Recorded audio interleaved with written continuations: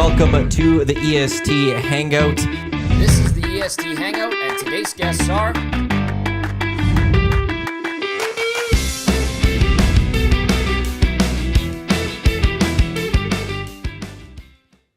Hey, good Wednesday morning to you. Welcome to the EST Hangout presented by White Claw Hard Seltzer. Iwanyk with you here, joining us for the second straight day. It is Lieutenant Eric.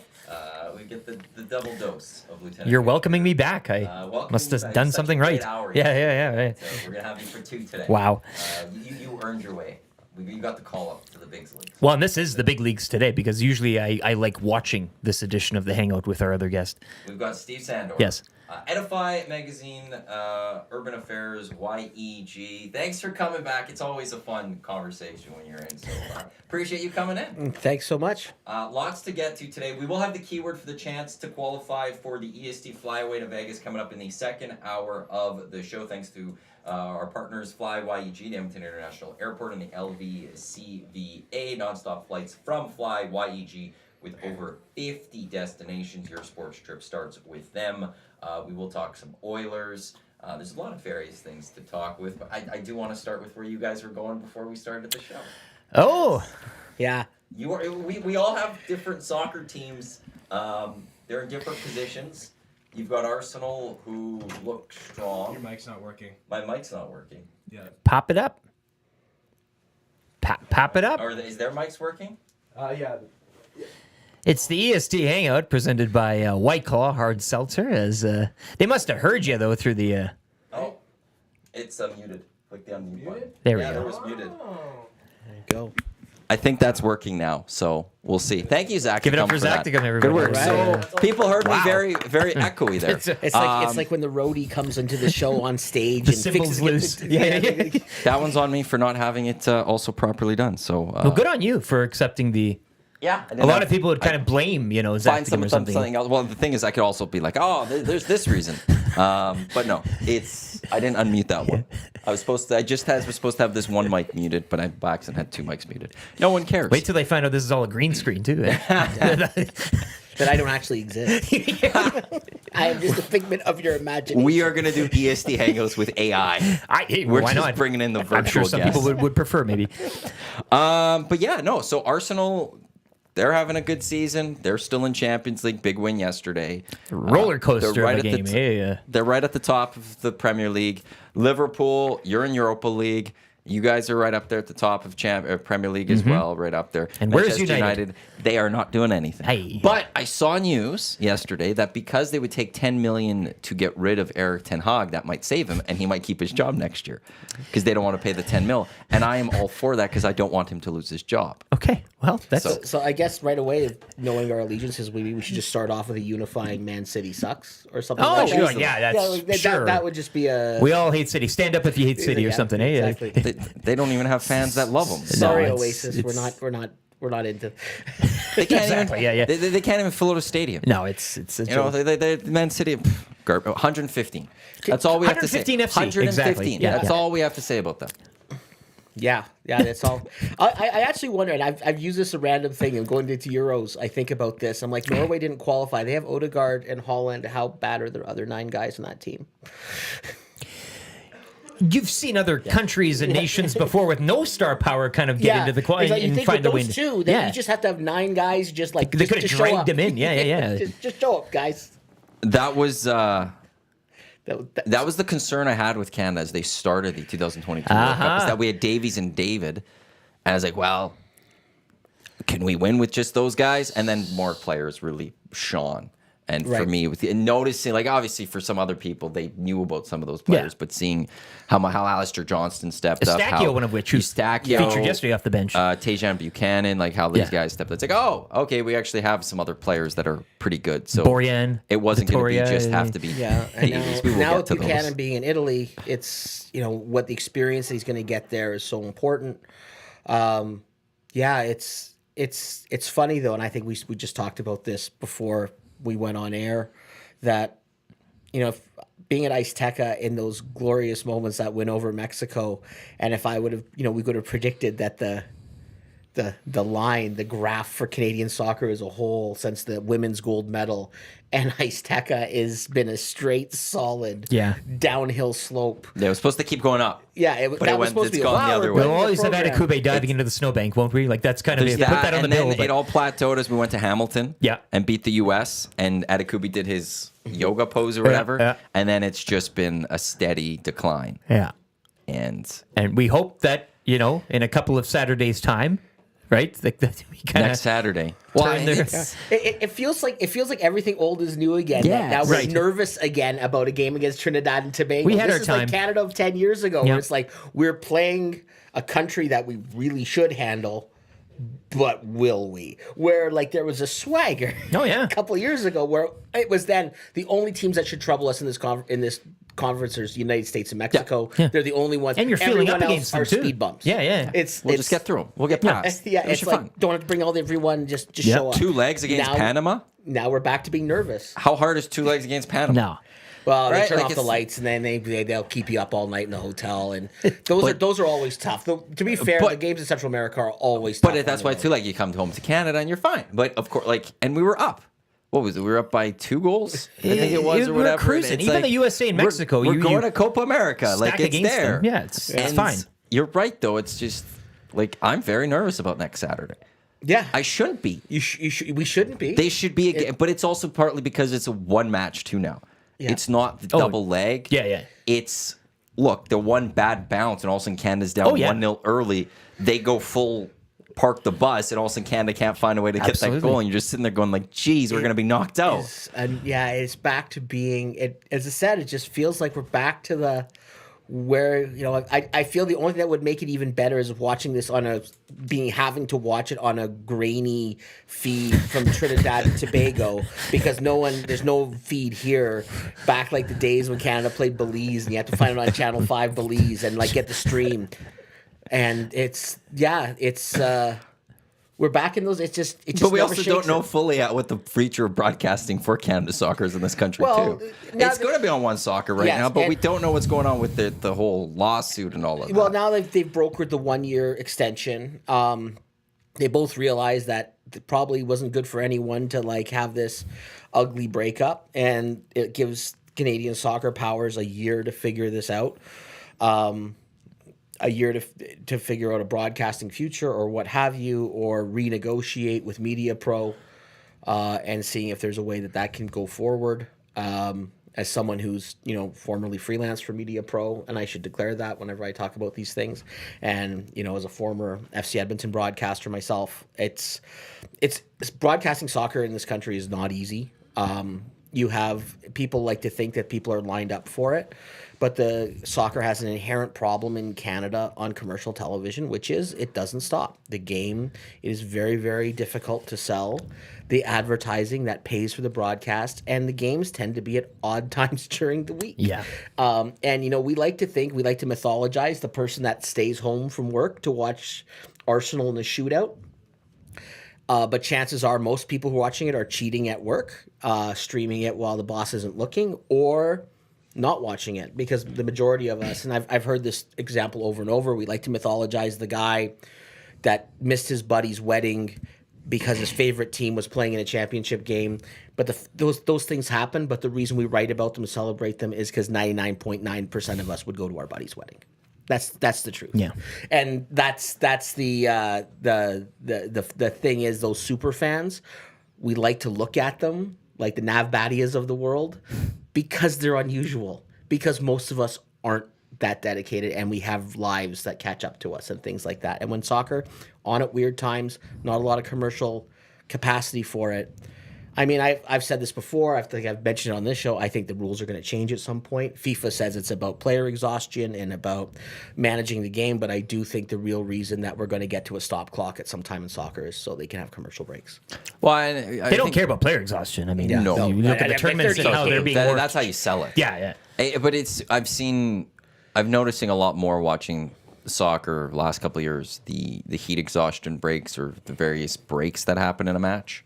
Mm-hmm. And it's just like, at what point then do we get to then, there's a minute pause after the 20th minute or whatever it is. They could load up 2 sets of commercials. The players get their water break. The coaches get a little bit of time to coach with all the players right there.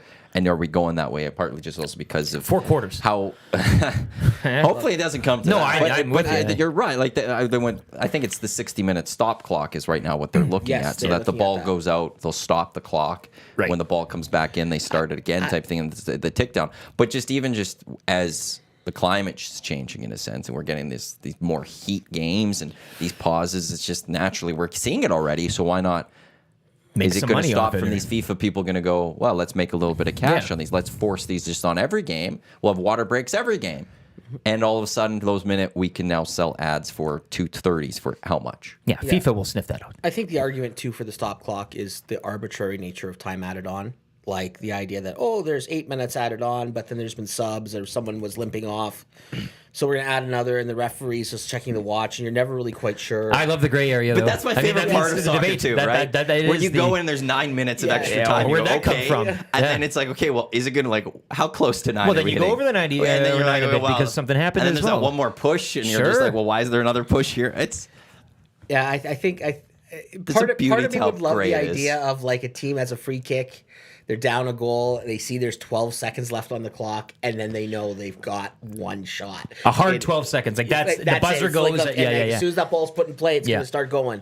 And, the basketball fan of me kind of goes, wow, I love that part of it. I know there's the purist part of me that goes, oh, that would be such a, a major change for the game.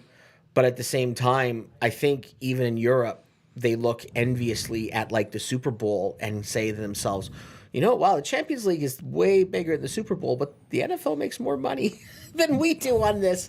And why is that? And it's called commercial breaks. It's called long pauses in the game. And you can't put that many pauses in the game of soccer. That's what makes it great. And actually, what I love about it is that for a regular season game, you're in and out of there in 2 hours. You're not dedicating your whole life to a game, or feels like you're dedicating your whole life to a game. And personally, you lock into the flow of the game. I mean, you are locked in. It's almost like a Formula One racing as well. I mean, you don't. They have the picture-in-picture. You have the little commercial on the side. It does. And now they actually break away from it now completely. Do they not? I mean, they still have the picture-in-picture. The picture-in-picture. But it seems that TSN has this real issue. I don't know if it's an automaton doing it because it's at 6 a.m. or whatever. But it seems they pick the worst time in the race. It's always like, they're in the pit window. Let's go time for a break. It's not like when Max is leading by 30 seconds over everyone in lap 50 of 57, where it's like, just put all the commercials in now. The race is over, unless like safety car hits. Laps, throw it in a safety car as the cars are just driving or whatever. But no, they always wait, and you always see like some sort of collision. You're like, this little box, like what happened? I've missed it all. They cut the announcer off right when he's about. And look at that, and then it's one of the things when the races, when there are a couple of races in the U.S. and Mexico, I think. ABC broadcasts them. I'll always watch the ABC feed over the TSN because it's commercial free. Okay. Because it's just, I don't know, it ruins the broadcast. Well, you're in a flow too as a consumer, and you're watching the sport. I mean, that's the whole. Football has a cadence too, where actually I appreciate the stoppage. Like it's almost you make a move, you stop, you make the next move. But these sports and different ones, the continuous flow, I get the money side of it. But again, to your point, Steve, I just don't know if I could. It'd be tough to palate that over time. It's tough, and I get that because that's the beauty of it is the fact that it doesn't stop, and it's the fact that there's a flow to it, and that you're right that, and I also think in an era where we talk about shorter attention spans. Mind you, the NFL breaks every one of these rules. The NFL exists outside of all other sports, like in terms of like you can't really learn lessons from it because they exist in a different world where their games can be 4 hours and people will still flock to them. But other sports have this problem where it's too long. Everyone's looking at how do we shorten the game? How do we make it quicker? And soccer is like generally hour and 50 minutes, right? Like it's unless you have some kind of crazy time added on or injury extra time and what have you. But it's a sport that the players can't go any longer. Like even like you saw that Arsenal Porto game, second half extra time. I think there was one point where Odegaard just fell down and he says it's his exhaustion. They played on Saturday. He played and then play again, and he tried to go for a ball, and you realize, okay, no one's moving anymore. Yeah, and it's the exhaustion has kicked in to the point where the players can't regenerate. They can't replenish. It's not like hockey overtime, let's say in the playoffs, where they get 15-minute breaks every every period where they can go and eat and drink and at least get some nourishment, those players are out there and they body finally just breaks down. And I just think, too, in watching over the last little while, extra time when it comes to soccer, you might as well just go straight to the penalties. It just seems like teams have this gentleman's understanding, under the table that, okay, look, we're all tired here. If we just continue this show for a little bit more, then we get to the penalties. So we don't have to run them there because you might. I mean, there are guys that if you've played 2 days prior, now you're playing an extra allotted minutes off. And all of this is sports science, right? Like, I mean, they book certain minute, like everything is kind of dictated. Okay, you've trained this many hours, you can play for this way. So then you add this bonus time on. I think it's just in everybody's interest to let's take it down a few gears. Let's see this thing out. But that'd be the time to strike too if you're looking to like. It's a funny thing because you can kind of get the demeanor off the players. Nobody's going to come out and admit it that they're not going full bore or whatever the case is. But extra time does seem to feel like a little, okay, it's a precursor to pens now as opposed to you could win the game. And that brings us back to the other rule change that they're looking at and that FIFA has, I know I've heard mentioned, unlimited substitutions, just like basketball. Now, you can't just keep stopping the game and have guys throwing in and out, but you have to have it at rational times. But let's say Arsenal or Porto could say, hey, we pulled this guy off in the 40th minute. He's pretty fresh again. It's extra time. Maybe he goes back out there, right? Like, it's like we pulled some players off. Trossard went off, I think, late in the second half. Now he's had about 20 minutes. If you pulled off your striker and then all of a sudden the game gets tied and you're going to extras, and it's like, well, we need him back in there because we put on some defensive players. Well, Canada, I'll go back Canada-Panama. Some of the substitutions earlier that made no sense, and I'm sure Biello would have loved to have brought some of those guys back on to try to get the win well, against in pitching, Panama. too, you could have a starting pitcher go for a couple of strong... Have a guy play 20 minutes, and then, rest him for the meat of the game, bring him on again, but and finish it off. But it would take away the beauty of the game. Well, it changes everything there. But baseball, I think, like the strategy of baseball would be impossible because the pitcher would cool down, and then you get all sorts of issues. Warm back up. But the strategy of using a guy... and getting the most out of him in the first little half or first quarter. Then you... Yeah, you do basketball strategy. It's just like, okay, and then you start maximizing points of the game. Yep. Start playing matchups. Player strengths. They've switched out their center back. Maybe it's time for us to put our best striker back on because their second choice center back is out there. And it's like, you start thinking matchups and things like that. Now, I know people who are soccer purists out there are probably right now going, stop talking. We're just hanging out. It's just a hangout here. We're not rewriting rules here. But it's just like, but again, it's just back to the challenge of broadcasting this game. And the challenge that comes with it is someone's got to pay those people who are operating the cameras in the broadcast booth or in the truck, and those networks that are investing in those leagues to get those broadcasting rights. They need some payback, and soccer can be difficult. Why? And when you have you actually have an audience. Yeah. Like you have millions of people that tune into these major soccer events. And that's you why can't sell Chris from Fort Mac in the Paris Jewelers inbox 780-218-9999. Could you imagine commercial ads for the World Cup or the Euro Cup tournaments? You think Super Bowl ads are insane? Just wait. Imagine if you did have World Cup where you could say we have 4-minute blocks or 4 minutes total of commercials, what they could go sell those 30 seconds to based on how big that audience is, that we know that audience is. It'd be massive. The U.S. could sell that for probably Super Bowl pricing, which is what, $7 million for in the US, 30 seconds for their broadcasters. Sure, for the Canada's US always because it's specific. only for your region. Sure. But what you can go sell that to because of how many people are truly watching at that moment. Sure. Yeah, you could almost say that FIFA could go to all the broadcasters and say, we'll give you a split of the pot, but we're going to sell a global ad that's going to run everywhere. That you just have some music or sell the product or just have Lionel Messi eating a Lay's chip. Doesn't have to say anything. Yeah, and there you it go. runs for 30 seconds across the planet during a World Cup final. And that'd be a couple of billion eyeballs on it. And you'd be like, how much would that be worth to an advertiser or someone tying up a pair of Adidas shoes before they go onto the pitch? Doesn't need to be much, as you say. It's not. But that I think you could almost do during the match with a picture-in-picture almost. If there's no words to it. If there's no words. If Messi you're eats just a couple of chips if and you're then you go doing back the to silence, so maybe that's where you get it, where you get the picture-in-picture almost. You still see it, but you still hear the whole match. But all of a sudden it's Messi with a bag of Lay's munching on them for 15 seconds. Yeah. Maybe it's in the broadcast booth. Maybe there's going to be more sponsor reads like Insigne lacing up a boot. I'd like to talk about this corner, but right now I'm having these fantastic potatoes. Yeah, work them into the I'm here for that. But maybe silence ads the way they should go, where they don't have to mess with the game. It's- But the image is, why do I have picture in picture? Oh, there's a massive Lay's bag being put in front of me that Messi's eating. Yeah. Bet you can't eat just one. You know? One eye would drift over to that, I'm sure. It would, but as long as As the long as ear the is other eye's still on the- hearing exactly, it, yeah, and so I know I'm not missing anything. Naturally, my eyes would go to the other thing, but also I'm hearing, Luke Wildman tell me that here comes Davies with the ball. Got to make it local. Got to make it local. It's a challenge. It's a challenge, though, and I think that I know from doing it on that level, it is a challenge when you really only have a block at halftime to sell. But advertisers know at halftime, well, most people are getting up and making a sandwich, right? Or going to get a beer, or they're going to refill the chip bowl. I don't think they want to mess with the sanctity a little bit. Is that why we don't have Champions League final is going to come? It's going to be blank versus blank. Last year, who was it? City versus. Who did City take? Nobody on last really year? cares. I don't even remember who they took on last year. It's a very unmemorable run to the cup. There. I don't even know who they beat. Whatever. City beat someone in the Champions League, but there's no halftime show. No. The Super Bowl makes this massive deal about bringing in an act and doing a halftime show, and the Champions League final is about the soccer. They have their little performance at the beginning always with the opening ceremony. Yeah, but never one big pop But not star. at, or anything. at halftime, we're going to bring out a stage onto the pitch. No, yeah. And here is Taylor Swift this year. Seal. Boom. And what do we got? We've got City and Real Madrid sitting in the locker rooms right now. Yeah, half an hour, though, before a half an hour break like that an NFL halftime would be, though. I think for soccer, you would have to go into all sorts of sports science stuff and have guys have another warm up, and it would create some issues in terms of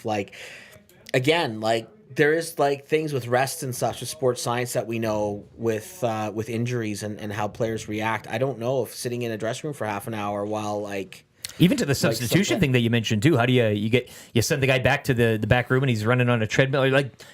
Keeping things going. It's a tough. I just thought we talked about baseball. You can't put a pitcher back in because once the arm is gone, the arm is what gone. are you doing? There's a reason Yeah. they're off for a few days after. Yeah. Oh, trust me. My kid is playing, and the amount of supervision that Baseball Alberta does. Of the rep leagues of making sure, you have to fill out forms with the kid's name, number, how many pitches that kid threw that day. They have, depending on the age, there's different maximum numbers of pitches they can throw for that many 5-day periods. And if you break it, the penalties are pretty severe. We know too much, and you can't take that knowledge back and send it back to the. Yeah, any Baseball Alberta rep game, you will see there's a scoreboard, like someone keeping a score behind if they don't have a digital score, like a scoreboard in the outfield. And there's also someone who puts the pitch counts. Every time you'll see a 67 and 52 and for the teams, and it lets them know how many pitches that pitcher's thrown. And we know that if a pitcher gets to a certain age, if it's 70, whether it's 80 or with 90, they're done, and they're done for 5 days. They shut it down, and it is it's all about player health. It's all about player safety. And it's really, really important that these things get monitored. That's at a local youth level, though, right? And we just said UEFA doesn't care about player health or player. No, because given the Champions League format we've got now, Club World Cup now. Yeah. Every 4 years that they're adding with how many 32 nations or 32 clubs now involved with that. They're almost taking that there and saying, "Oh yeah, we'll show you." The Premier League, we've got the Champions League. They've added the Conference League to make more money. Now that doesn't change with some players, but I don't know the national. Getting rid of the exhibitions, going to these nation leagues, that's just is causing more wear on these players. Because if it was just a friendly, sure, yeah, some players could take those windows off of the international. But this is breaks. your But now country you've got to be seriously. there Yes, at stuff all on the the line. internationals Yeah, because there's something on the line. And there's a lot of these competitions we truly don't care about. Let's face it, England. Who really cares about the League Cup? No one cares about the League Cup. The FA Cup is one thing, but the League Cup isn't. Whatever. United won their first trophy in a few years last year, and that was supposed to turn their club around. The League Cup, it's there are more inconveniences on the schedule than anything. It is the demands of more games and more games, and MLS now is really guilty with this Leagues Cup thing they do with the Mexican League in the summer, stretching players, and then we wonder, these players are developing injuries more often. There's some players with serious health problems. Soccer is not a game that you're supposed to play 50 games a year. It's just not. It's just not. At the highest of levels. At the highest of levels, when you see the mileage these guys are putting on per game, and the level of fitness needed, to perform at that high level. And as I said, like we saw it, both Porto and Arsenal played on the weekend in their domestic leagues. Then they're playing each other, and like we got to extra time, and there were players just literally falling down because they were exhausted. There was a couple of cases on both sides where I saw players clearly, I'm going to go for that ball, and no, I'm just going to fall down because my brain wants to, my body does not want to. Yeah. That was an issue I had actually with Ten Hag last year. At this time of the year, United was in all 4 competitions, and he didn't rotate his roster enough. His brain didn't and then want they to. got tied. Well, it's like you're like going into. Well, they won the Carabao Cup. Yeah. You're clearly not a fan of Carabao having to go League Cup. Then don't want to shill for the sponsor there. But and then FA Cup, and it's like, okay, well, you won the League Cup. Like maybe this FA Cup, you're in Europa League, Europa League. You're fighting for Premier League still. Maybe a rotation. And it's be like the main roster. Like, well, maybe Casemiro should be playing this one. Yeah. And so it was then like they wear it on a lot of those guys. And so and then the international break doesn't help. I do want to get to some comments. 780-218-9999 Paris Jewelers inbox. This is the EST Hangout presented by White Claw Hard Seltzer. There's always someone looking to ride the next wave. They're here for the ones who make their own White Claw. The difference is clear. Your chance to qualify coming up just after 10 o'clock for the flyaway with EST to Las Vegas. So we haven't given the keyword yet. That is coming just after 10 o'clock.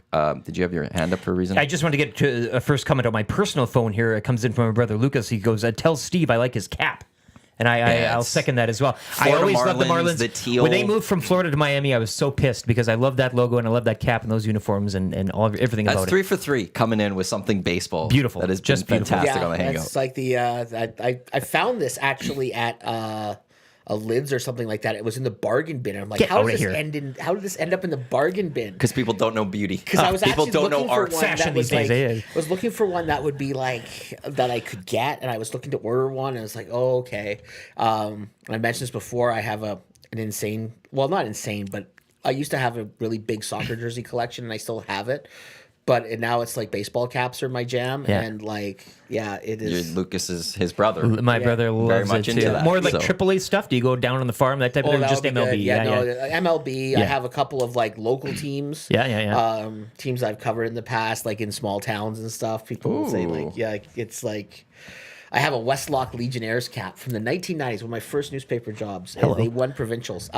True story. Westlock, bunch of teenage kids. And they were kind of having a 500 middling season, and I would be covering their AA league games. And I told them, like, at one point, they're like, because they would see me, and you know how kids are. They're like the young reporter who treat him like he's one of us, even though he's like this guy that we don't really know, and it's awkward. And Lots of soccer jerseys. I said, like, you guys should be doing better at one point, like, you know. And they were like, yeah. And I said, well, if you win provincials, you know, I'll throw you a party, you know. And they're like, all right. Then they went on a streak and didn't lose again the rest of the season. And we had a parade in town for them. Oh, yeah. Because, like, you know, in a place like Westlock, that was a big deal. And that actually informed one of the novels I wrote, one of my young adult novels, which was set in Westlock about baseball. And it was about a bunch of parents who were playing on a provincial championship team and were putting a bunch of pressure on their kids because they weren't as good as them when they were growing up. And it was like a bunch of people who peaked. That was a peak in high school Relatable, moment. yeah. But yeah, it was great. We had a parade and stuff. How was and the I have party? a Westlock Legionnaires cap. That Did you was have the good. party though? House party? Yes, Or- it was very dry and sober. Oh, okay, I have to say that On the record. Yeah, on the record. But yeah, it's it was a great moment though, and like it was amazing how this town just rallied around the fact that their kids won this provincial championship and beat on the way there the vile arch rivals from Barhead. But that's sport. The vile arch rivals from Barhead were beaten by Westlock, and that was their was their battle of Alberta, right? The Barhead Westlock rivalry. For anyone who's listening from up there, they're kind of nodding, going, "Oh wow, okay, yeah," is pretty strong. The two towns, Locals Don't rallying mess with around to a those. team. Doesn't matter the level. And you beat your rival doing it in the something else. that's sports. That's That's what the we. That's pure what you sports. want. Yeah, Especially when your team's not good. Like Distilled. that's what you still have. sure. Like the decade of darkness for the Oilers, you want them to go beat the Flames. Then you That's feel your like win. we Yeah, at yeah. least beat the Flames. Like it's the thing that you still Your have. Carabao Cup. Yeah, well, like this weekend, you know, United Liverpool. Sure. It's not going to be a great year for United, and we're probably not going to go win the FA Cup. But to ruin things for Klopp in Liverpool, Yeah. be a big deal. And for us to take you out of a cup that you're still in 100%, contention that's all for, we that's another have. thing too. So it's not Yeah, that's all we have. more of a rivalry taking Yes. place than anything. This text coming in from Rube. Fantastic hangout this morning. Enjoy the footy talk. And my old buddy Steve is an awesome guest. Oh, okay. There you go. Thank you. Your check is in the mail. I want to get to Castor 1990's comment because we kind of, for those that don't understand, we could explain a little bit more. Voyager Z, who is Larry Z, that I know Dusty was asking today.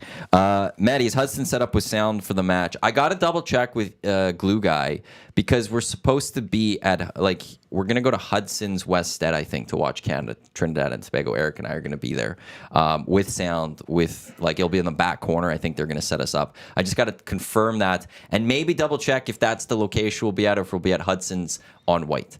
But I think Eric and I for sure will be at a Hudson's, one of the two, for Canada and Trinidad and Tobago, which is next Saturday, 2 o'clock. Castor 1990. Guys, explain why so nervous for qualifying Copa America. Canada's getting a spot for being a host nation for the next World Cup, so aren't these qualifying tournaments irrelevant? How do we want to start with this? Copa America is a big deal. It's, Copa America. And a fun deal. It's a fun deal to be able to play the big boys, to possibly be playing. We know the group already, right? It's Argentina. Yes, Argentina Open. I have my flight thanks to the Chile as well, international airport. and I'm going to Atlanta. I've booked my flight already. Yeah, so I'm there for that first match. Fly I YG. really want Fly YG. Argentina to take on Canada. Yeah, the chance to play Argentina, is such a major step for the program. And I remember when they played Argentina friendly, years ago, and it was ugly. The fact is that this program needs games like this. It needs to be at the top level. And the Copa America is the South America. It's not the championship of the Americas now. It's the Euros for South America. Games like this, but not friendlies. I mean, in a great competition. Copa America, Argentina, Brazil. They ain't sending their B squads. Exactly. Yeah. They're sending their. This is their top squads going. This is who's going. This will be Messi against Canada if they qualify, as long as Messi's healthy.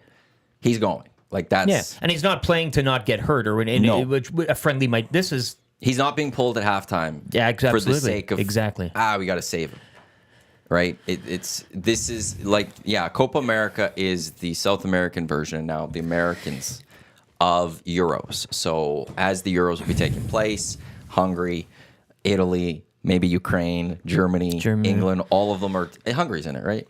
Oh, yeah, because you're in the same group as Germany. You keep getting in the group. Hungary's in Nations League Group A. They're now a top ranked team. What's funny is that at one point last year they were set to qualify. They were the one team that actually did the best out of that group of death, and they were the one that got eliminated though. Yeah, it was crushing. It was funny. It's been a great year, and I got to tell you, some of the Liverpool commentators have done a really good job because I'm used to hearing Hungarian names get butchered, but they can get Szoboszlai down pretty well. Yeah. So it's Arsenal were after him. I was really hoping Szoboszlai was going to go to Arsenal last year. He's a gem. He's and fantastic. Small feet, the way he runs and the way he can kind of stop on a dime and turn. He's just a fantastic player. And you forget at Euro, Hungary didn't do well. He was hurt. For Euro. And so Hungary was playing without their best player. And it was kind of not mentioned a lot by the broadcasters over here. For Hungary losing Szoboszlai, it would be like England, having to go into a tournament without like Saka or someone like that major to run an offense. But they do. The program's getting back to maybe where it used to be. Like people forget that Hungary used to be a dominant soccer power. But that's how it would be. Yeah. But there's my thing. I'm not going to get into Hungarian football history because that's a bit esoteric. Because that's maybe till too esoteric. What club did you get? Raspberry. Okay. I asked for a good flavor. They're all see. that fact. We have tangerine, raspberry, watermelon, and lemon right now. No pineapple, please. No, that one. No, that was just in the that was in the States that we had that one. I don't mean to interrupt your Hungarian. I think the listeners are all going, oh, thank you. We're going down the qualifying for Copa America. It's a big tournament. You get the chance. Canada would play actually Argentina, but it's a chance to play Uruguay. It's a chance possibly to play Brazil. It's a chance possibly to play Chile. And the South American game is very tough. It's grittier. It's a good learning experience moving forward. Great environment. Yeah. It's also actually more important to qualify Copa America now than ever, considering Canada got the auto bid for the World Cup too, because they don't have to play those qualifying matches leading into the World Cup. So how do you get ready for a World Cup when you don't have to play for a match that's worth 3 points? Hell of a dress rehearsal. You need those big dress rehearsals. It would be Copa America this year. It'd be Gold Cup next year. That's kind of all you have outside of booking friendlies, which Canada actually, the Netherlands in June, booked a friendly with Mexico in September. But that's where it's. But friendlies are only friendlies. Exactly. You can't replicate the drama of an important match. And you're not getting the best on the best. Specifically, you're going to hold back. Yeah, you don't want to get hurt. Exactly. There's all of that. So actually, for Canada already being in the 2026 World Cup, Copa America is such a big deal because you need to prepare for that. And there's not a lot of opportunities now in the next 2 years for Canada to prepare for that. It would be these 2 tournaments, and I guess next year maybe it's Nations League if you can get to the Final Four. And just, like the Nations League in itself isn't the big one, but if you get into the Final Four, you get Canada or U.S. Mexico. I think for people, actually meaningful matches. Viewing this program as it is, and as we started, and you kind of said, it's happening all over again.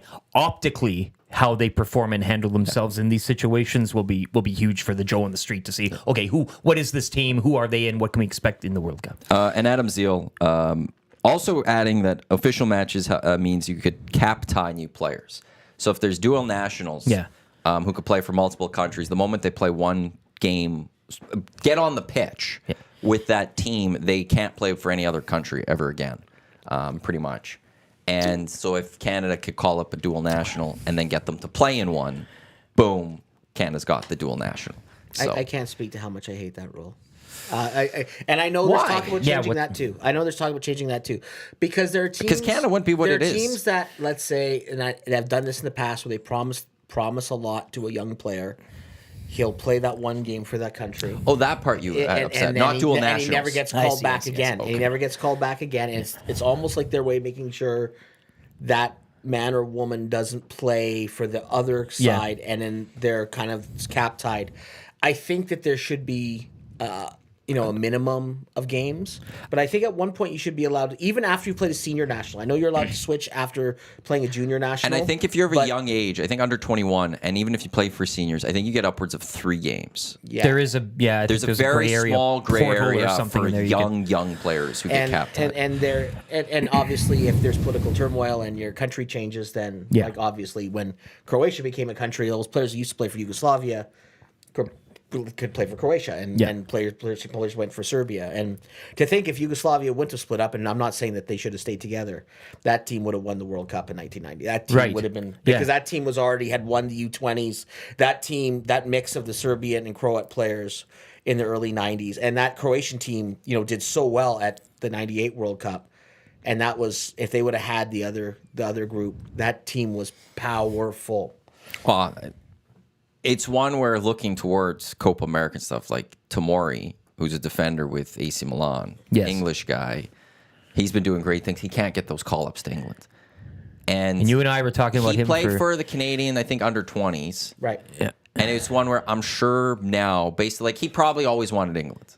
Yeah, but knowing what you know. And through all of this, still not getting called up now to this point, I bet there would have been a chance for Canada to be able to go to him and be like, hey, look, England's not calling you up. You're not playing. You've played your 2 matches ever with England or whatever it is. Come be on the back line for Canada. Yeah.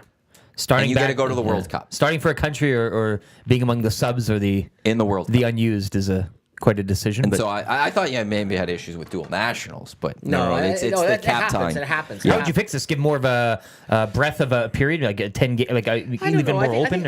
Even the Olympics allows you to switch. Yeah.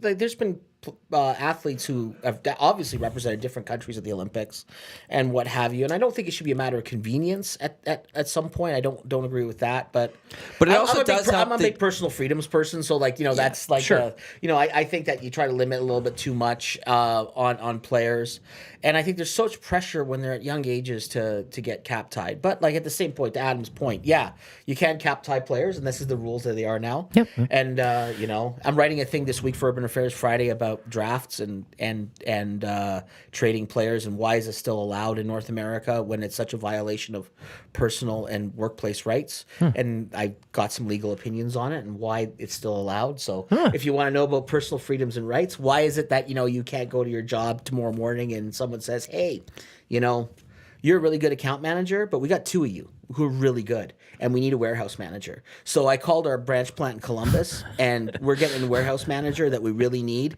and you got to be in Columbus at 9 in the morning. You're the new account manager.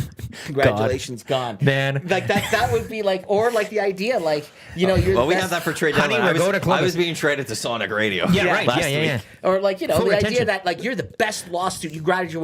You graduate honors Harvard Law School. You're now going to work for Joe's Injury Law. Like you're going to work for Better Call Saul in like Albuquerque, New Mexico. Why? Because they are the worst law firm in North America. We've looked at it, and you can't negotiate with anyone else. No, you're the best law student. You're going to go work for them. And to me, it's ridiculous. It's still a ridiculous practice that's allowed in a year of a salary cap when teams are already constrained on what they can spend and what they can bring into a team that already controls them.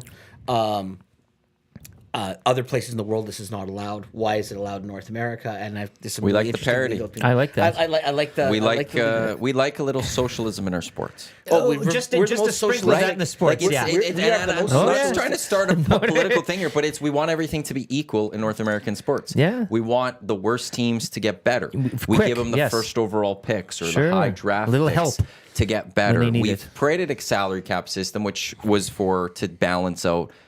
And this has worked in the Oilers' favor, Sure it has. especially at the time. But it was one where we want to balance out the teams that had the money versus the teams that didn't have the money, and balance things out. And we wanted to just create that. Like, we love the word parity. Sure. We love to have parity in our sports in North America, which is just such a that interesting yeah, thing, yeah, right? yeah. We want a little bit of that. Baseball a socialism in little our bit. Yeah, sport. yeah. But the hockey, football. Hockey, football, it's just basketball. We want it. Yeah. We try to. Even it's the story with hockey is, well, now we need to come up with rules to deal with the tax being different in different states. Well, Vegas, different that's cities, not right? fair. Like, That's not Florida fair. has a different tax. How do we get it so it makes it more fair for everyone else? Mind you, the players, And that's where it is fascinating. The issue just of this. tax and players is really misunderstood by most fans because players pay tax in every jurisdiction that they play in, and it's prorated for how many days. Right. That's why, like in Quebec, a lot of teams will go in to Montreal and not stay an extra night, and that's to help the players out because they pay Quebec tax for that one day on their salary. But that Tampa Bay Yeah. player, Yeah. 41 of his games Right. is played in Tampa,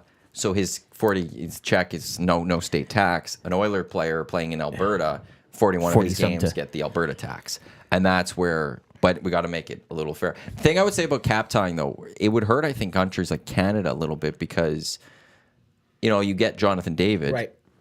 from New York. He might one day go, well, you want to know something? Actually, Yeah, and I think U.S. I think I've there's done a so limit. well I with think if you Canada. played so many Canada, games- I'm looking at how good I am. The U.S. going, hey, we need. You're talking at a latter stage in we his need career, a good like a- striker. yeah. Hey, like going into this next World Cup, wouldn't Yeah, the yeah, U.S. want a Jonathan Well, David? this is like That's what fair. curling is That's fair. taken now and too. that's where it's like I feel like that where it could be a little delicate. If you give full movement, well, all of a sudden the smaller nations will become developments for the top nations, and when those top nations go, you want to know something? His players, Eustachio could he be a midfielder of Portugal? They might be like, hey, But come on out. my argument would be then wouldn't that give the impetus for people like Canada Soccer to not to actually have such problems within the organization? And this is the thing. There's a reason, like even in the salary cap world, we were talking about this on the press box a couple of weeks ago with some colleagues, and I just looked at them when Boston was here, and I was like, "Do you remember when Boston's ever been bad?" And we're like a bad team. Yeah. Like there's some teams that are just never bad, right? It's like they've never had great draft picks because they've always been good. But like, do you remember and we were trying to go like, when would they last miss the playoffs? But like the would have idea been, that they I would have say, a like- period, they've never had a period of A big darkness. They made the Yeah, trade yeah. of Joe Thornton, and then it was the lockout, and then I think it was a small dip. They had a few years, and but then he's came back up, talking, right? yeah, But also that's 20 years ago. Yeah. But it's like one of those places where players all want to play there, right? Because Yeah. they know the fan base is great. They know that it's a team with tradition, what have you, Yeah. and they get around that. But the reason I used to remember, like in the '90s, everyone wanted to play for the Red Wings, and it's not like Detroit. Sorry if there's anyone out there in no, Detroit. It's not the. It's not. We're not that big in Detroit right now, so it's all not, good. It's not the place. And you that can't say people, anything worse than It's not the Titch. people that circle and say this is a place I want to live, but it's because the team was great. Yeah. It's just like in Europe. Like we get that. It's not like Manchester is like the. It's ripped often by players. Or Yeah. Zidane didn't go there. Partly one of the reasons. There's probably many reasons he didn't take over Manchester. Is his wife didn't want to live in Manchester? Not tropical paradise. She didn't want to go into the former dregs of the Factory Club and say, "This is where Joy Division played their first show." This is like, I mean, some people might, but that would be my thing. I'd be like, okay, the Manchester's all right. It's just like Liverpool, Manchester, they're up there. Yeah, the northwest of England. They're far from London. Yeah. Enough, where it's like it's not as sexy. Being in London is great. You're in London, right. but that's not all of England. Look at, and that's the great thing I think about European football is if you look at the traditional power teams, not a lot of them play in like the biggest market. It's not like Juventus play in Rome.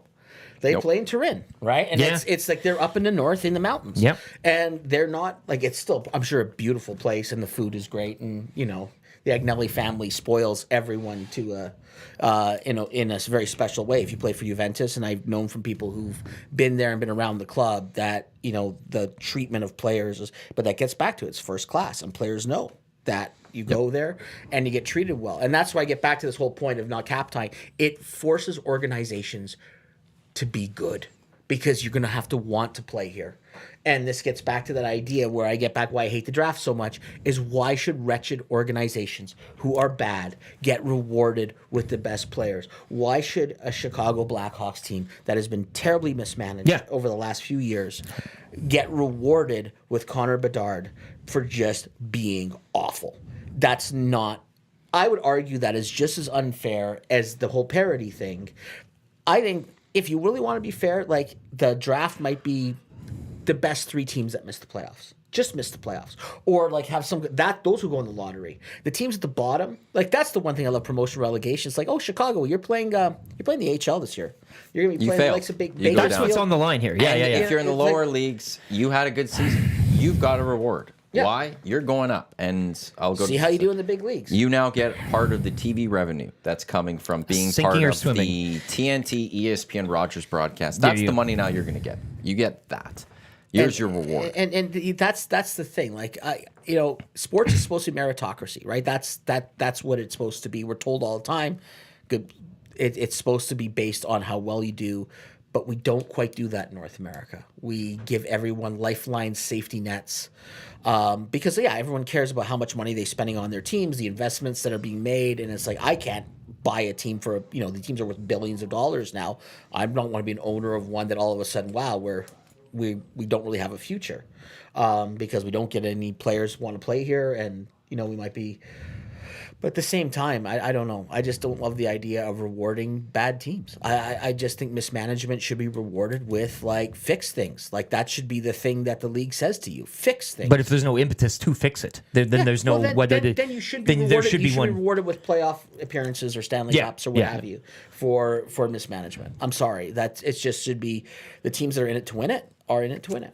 Portions of this hour brought to you by the Edmonton Blind Curling Club. It's hosting the 50th Western Canadian Blind and Vision Impaired Curling Championships, March 20th to the 23rd. That's next week in Granite Curling Club. Get their burgers, you keep saying. Flat boys. Come out, support visually impaired athletes as they look to become Western champions. Ty in the nasty chat countering us. This is such a cool take. Would you rather there only be 5 or 6 good teams every year for the rest of eternity? The Oilers would still stuck if it wasn't for the draft. You can make this exact same argument about McDavid and Edmonton. They did not deserve him at all. Those in glass houses should not throw stones. I said it at the time, actually, with McDavid. The Oilers, as an organization, not fan base, organization, didn't deserve McDavid. No. They didn't. They were mismanaged for a number of years. There is no reason the Oilers deserve to have Connor McDavid when they won. The management group of the Oilers did not deserve to all of a sudden have Connor McDavid based on how they built that team for a number of years prior. So, yeah, I will say that the Oilers didn't deserve Connor McDavid. Not the fan base. I want to clarify that. No, yeah. The fan base, you got a nice word. Like, not saying you don't deserve have nice things, but the organization itself did not. But also when it comes to would there only be 5 or 6 good teams every year for the rest of eternity, that's kind of sports. In a lot of other places around the world, when you look at soccer, there's only a couple teams that are actually going to win. When you look at Formula One, well, it's Red Bull. That's where it is right now. It's Red Bull, and then there's a couple of other teams, and then there's a bunch of the rest. Yeah. And that it's this is where our argument was is that in North America, Ty, like you're kind of proving here, people want that. They want everything to be Everybody the same. to have a chance, They and want everybody to have an everybody equal- to be equal. Everyone to have an equal opportunity. The draft to bring people up. Whereas actually a large part of the rest of the world actually is okay with the only 5 or 6 clubs might win every year. The argument is that there's two schools of thought out there. There's a school of thought that parity helps build audience and build your sport, but then there's the other train of thought that having super teams is what builds your sport and builds your audience. So that is why in Europe there is like you're saying, no one, and in South America too, and in the rest of the world basically, in a lot of global sports, there's super teams and there's no salary cap. I mean, and if you guys saw Real Madrid's like pay scale, everyone would just drop. Sure. They would be like, yeah, that's fine. We'll spend when you start using the B word in billions and what your outlay is going to be in terms of buying players, in terms of signing players, as well. A big part of this in why you have super teams as well is because players have more rights in Europe. Players have more rights in South America. If the team says, we want to get rid of you, and you say, I'm under contract. No. Or you say you want to get rid of me, pay me, like they get a part of that transfer fee. You have to negotiate this through their agents. If you sign a player to a 4-year contract, and as well, a player 6 months left on his contract can start shopping around. At 6 once months, the new year turns. It's why we know Mbappe is going to Real Madrid. Little flirting, We're saying you can start shopping around. So right now, he's on a free. like Adam Henrique could be talking to all 31 other teams, and it's fine. He could be doing it. It's not tampering. He could be negotiating, saying, "I'm going to come. I'll report there in the new year. What are you going to pay me?" And they're And already in March, figuring come this out and say, I'm back with the Ducks next year. Or and players do this because it could be a point where Adam Henrique gets hot and maybe he has 3 or 4 games in a row where he scores, and it's like, wow, all of a sudden I'm creating a market for myself. And it makes it it's different because the players have more rights and such, and that's what creates it helps create that parity or lack of parity, I should say.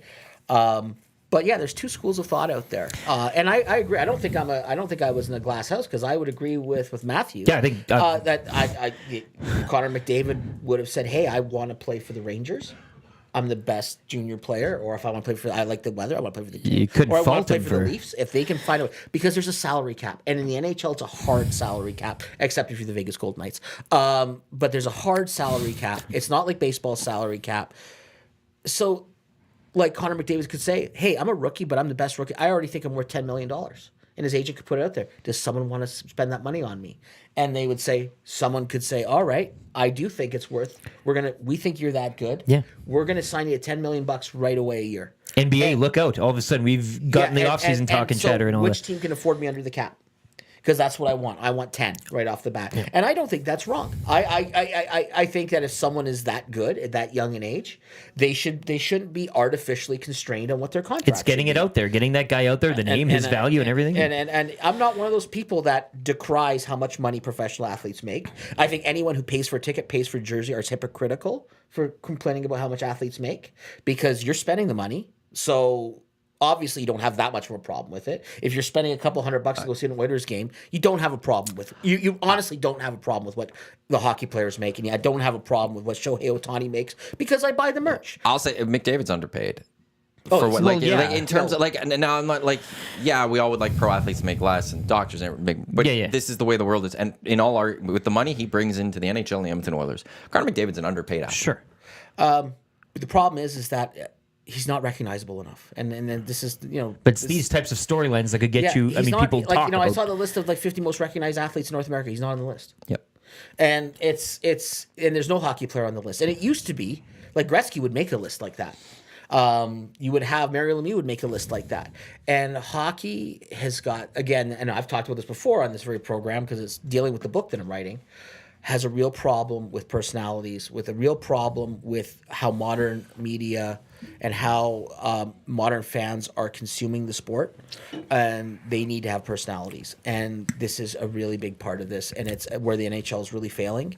And it hurts. It hurts. It's hurting Connor McDavid. It's hurting his earning potential. And yeah, I sound like a stockbroker when I say this, but yeah, I probably was in another life or in another like reality somewhere, I'm probably an agent. I'm like the Scott Boras of like mediocre players.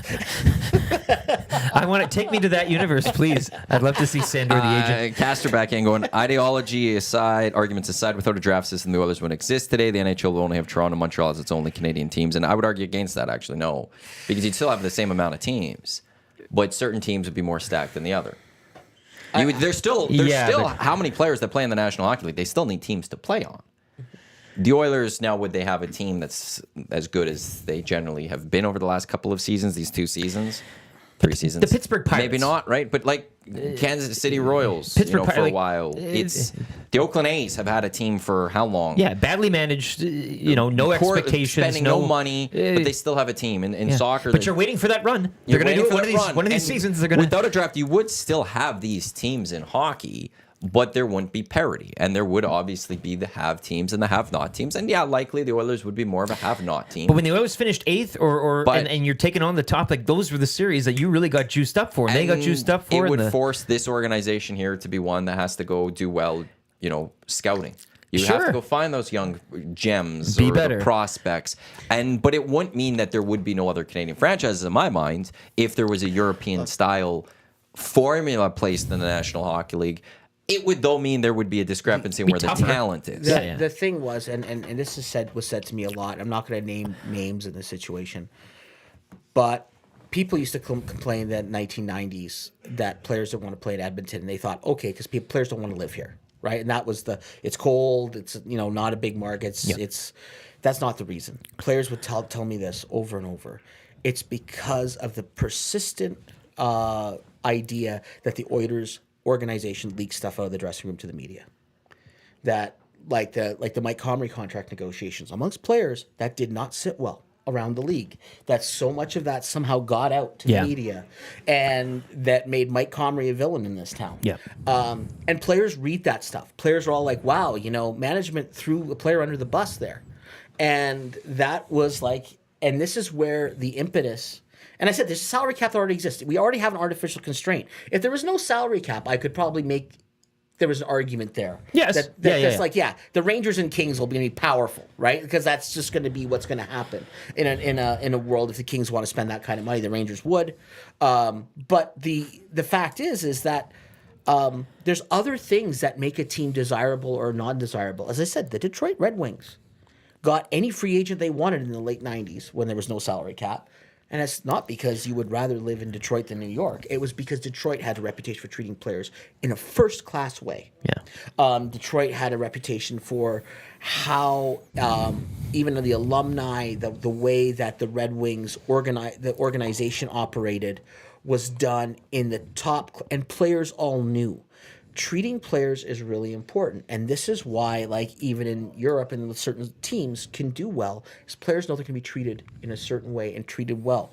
Players want to know that they're going to be protected if things happen in a certain way. If that teams will protect them in a way, that teams will treat them well, treat their families well, and these are the kind of things that are the small things that fans don't see, because the human side to the pro athlete, David. They automatically just assume that people don't want to live in Edmonton.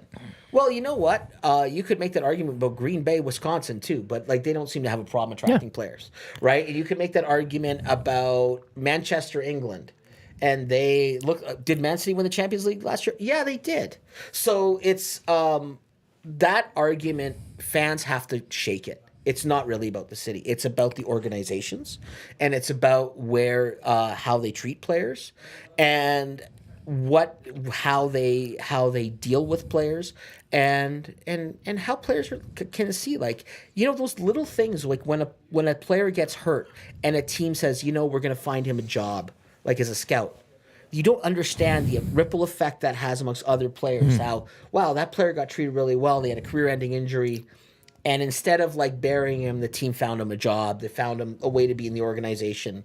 The way they treat their alumni. All of these things play Alumni's into a big one. How players view an organization. Yeah, alumni. There's a lot of talk always around whatever alumni.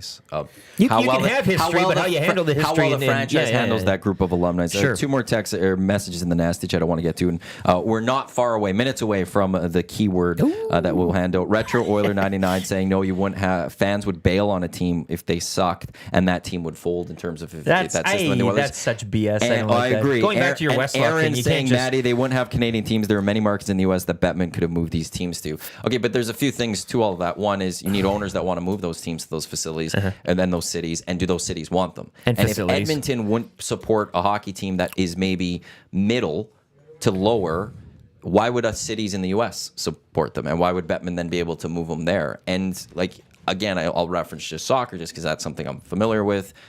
There's teams, supporters for clubs that have no shot of winning that are still well supported. Look at Wrexham. Just straight up Wrexham. They have been toiling in misery for a number of years, and those fans still cared. Those fans still showed up. They were miserable with a lot of where their franchise was going. Town. And they almost, economically, there was economic issues that caused it almost to go away. But owners were there. The fans, though, were always there. The supporters were always there for Wrexham. And now good things are happening to Wrexham because they got the right ownership, and they're finding ways to win, and they're spending money, and they're moving their way up. But like if Edmonton is a hockey city, and let's say we were hypothetically in an alternative universe and it was more of a soccer system, you're telling me Edmonton wouldn't support its hockey team still? We saw it through the decade of darkness. This city still came out and showed up. People got fed up, I think, with ownership and decisions made. But when you have a crest and a name like the Oilers, which represents the locale, and it's your you team, can't tell me. And it's like if you lose the Oilers, you got no hockey. Then in a sense, like you're telling me that the city of Edmonton, who is this big hockey city, wouldn't be able to support a hockey team. And like I wouldn't say the Oilers would be the worst team in the National Hockey League because I think there'd be those top teams. There'd be the LAs, there'd be the Rangers, there'd be the Torontos in a sense that would spend. I would say the Oilers are probably a mid team. They'd be better than the Arizonas or the Carolinas or the Floridas or the Tampas of the world because those if anyone's folding, it'd be those ones.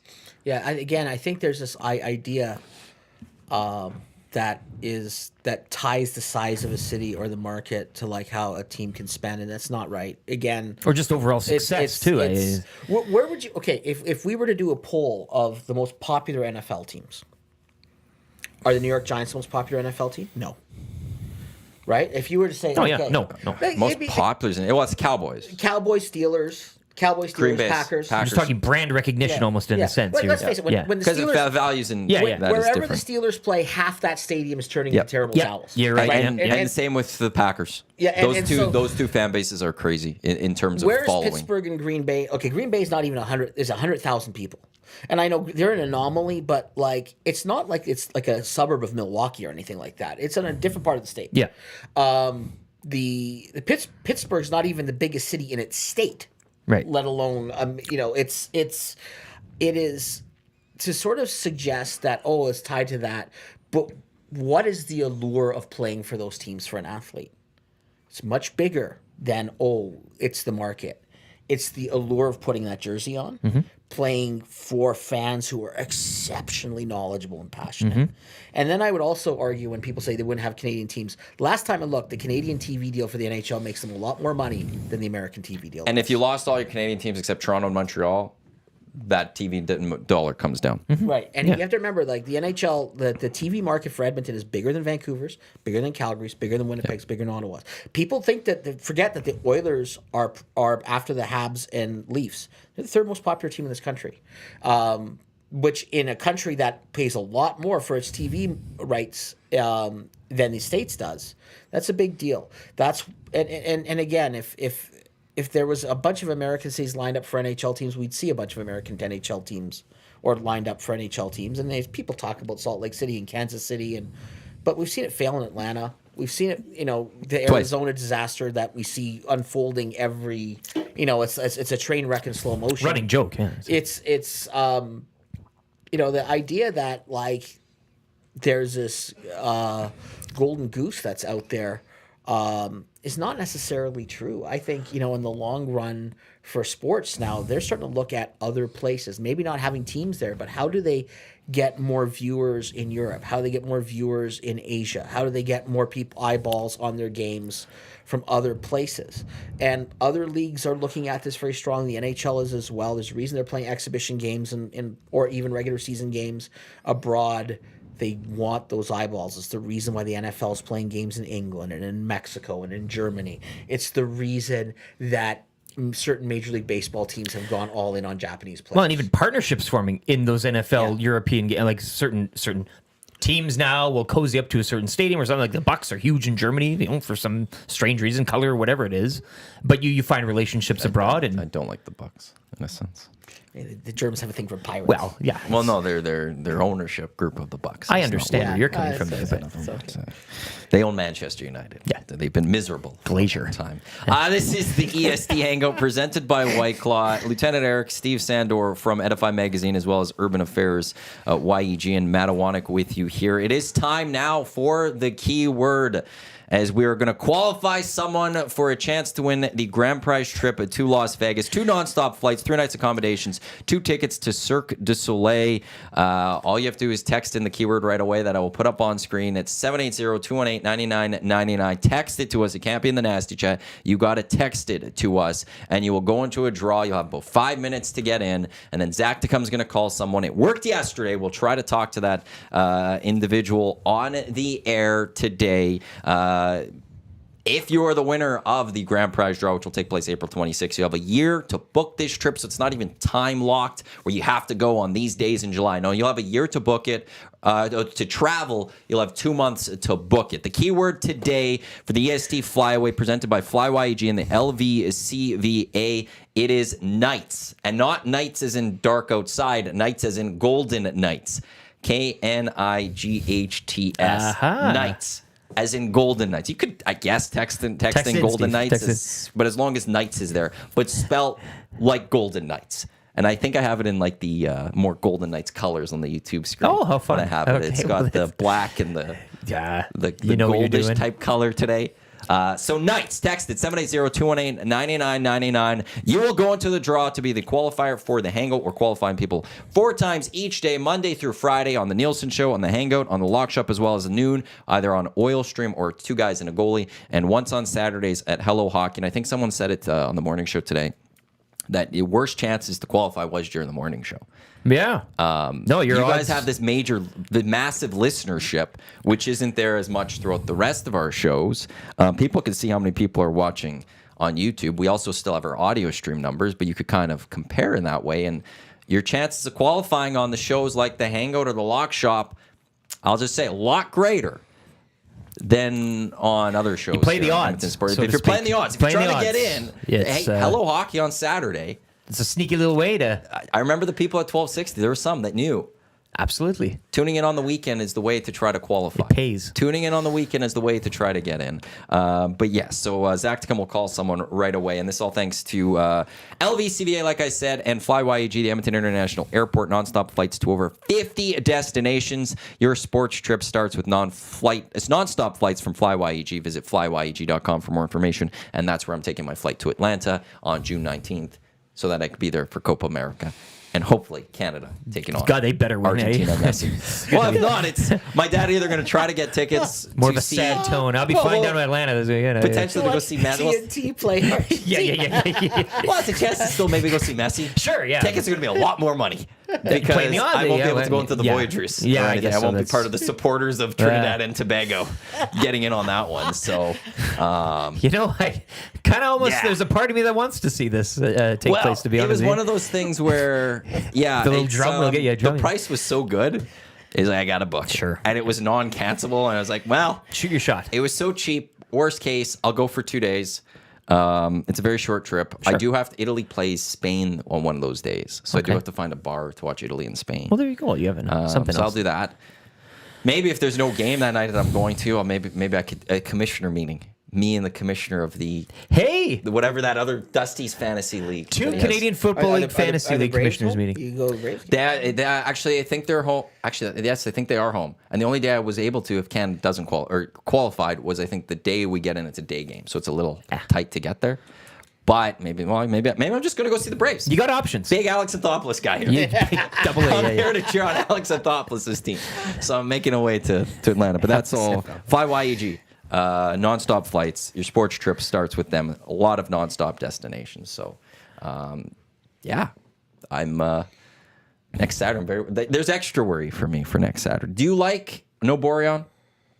Before I think it's time to move on. I do have I think I have some concerns about some of the keepers that we have in the system behind him, but at the same time, I don't think there's a perfect solution out there.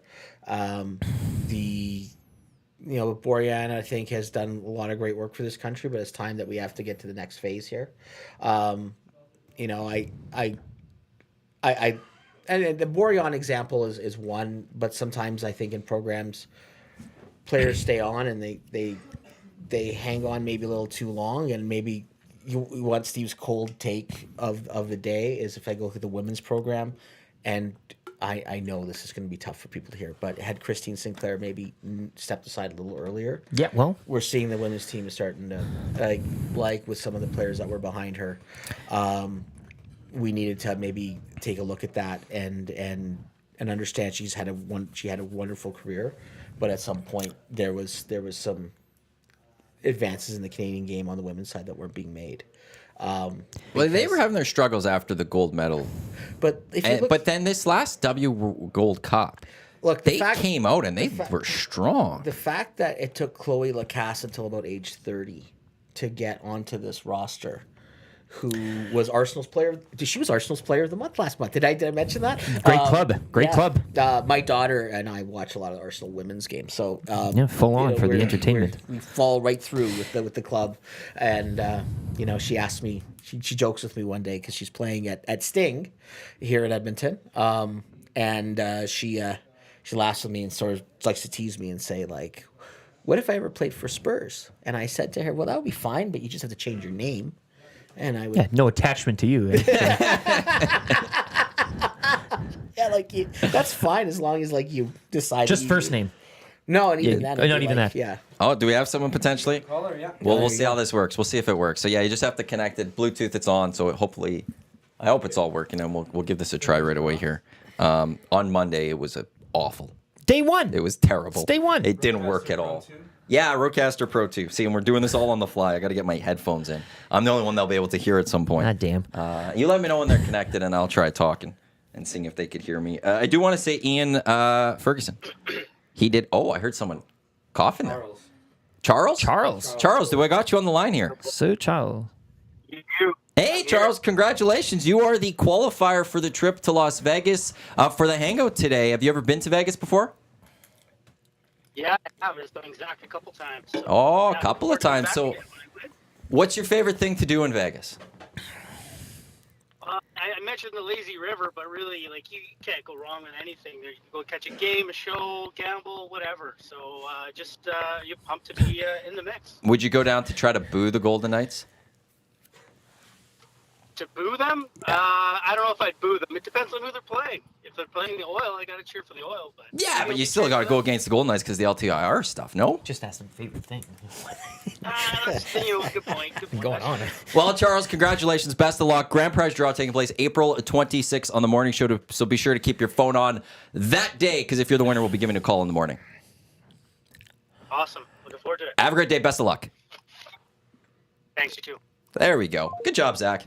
We got that one working today. Charles qualifying. Your next chance to qualify coming up during the lock shop, and then another chance today on the Oil Stream between noon and 1 with Tommy and Dusty. He's been to Vegas many times. Yeah. He likes Vegas. There's nothing you can do. Everything's great. Yeah. He was saying the lazy river, but he says you can't go wrong with anything. I said if he'd go to Golden Knights game and just boo them, and he's like, well, it depends who they're playing, and that's what the conversation. To keep you two up to date, that everything the I was like, listeners man, you asked him favorite thing about Vegas, and then it was silence for a minute, and I was like, whoa, this is one thing. Think about this. Have you been to Vegas? No, I've never. And, Really? and I have no real. Okay. urge to go. I went for the first time this past February. Yeah, First time. I have different kind of tastes and stuff. I would be that person. You want to know what? I think you might enjoy the Sphere for a musical show. Yeah, it might be too much for me, but any bands I like are going to play the Sphere. It's not like, hey, Your bands are too small. It's like, hey, is Parquet Courts going to play the Sphere? You'd love to I fill will the go thing. see Parquet Courts Yeah. play the Sphere. And there's the one person out there just picked up and went, did he just mention Parquet Courts on air? And it's Private show. it's definitely Private show not just gonna for him. be- yeah. Rent out the Sphere. The singer from Parquet Course played Edmonton last year. I went to his solo acoustic show. It was really, really good. Where at? Talked. What was the? I'll get in touch with. It was part of Winterruption on the Okay, festival. yeah. So yeah, he was here. I'm like, hey, A Savage is playing here. I'll get in touch with him and say like, hey, can you do a show at the Sphere just for Steve? Just for Yeah. Steve. Can you find a way to book yourself at the Yeah, Sphere? you win a trip down with Steve. Tonight you can sit wherever you want.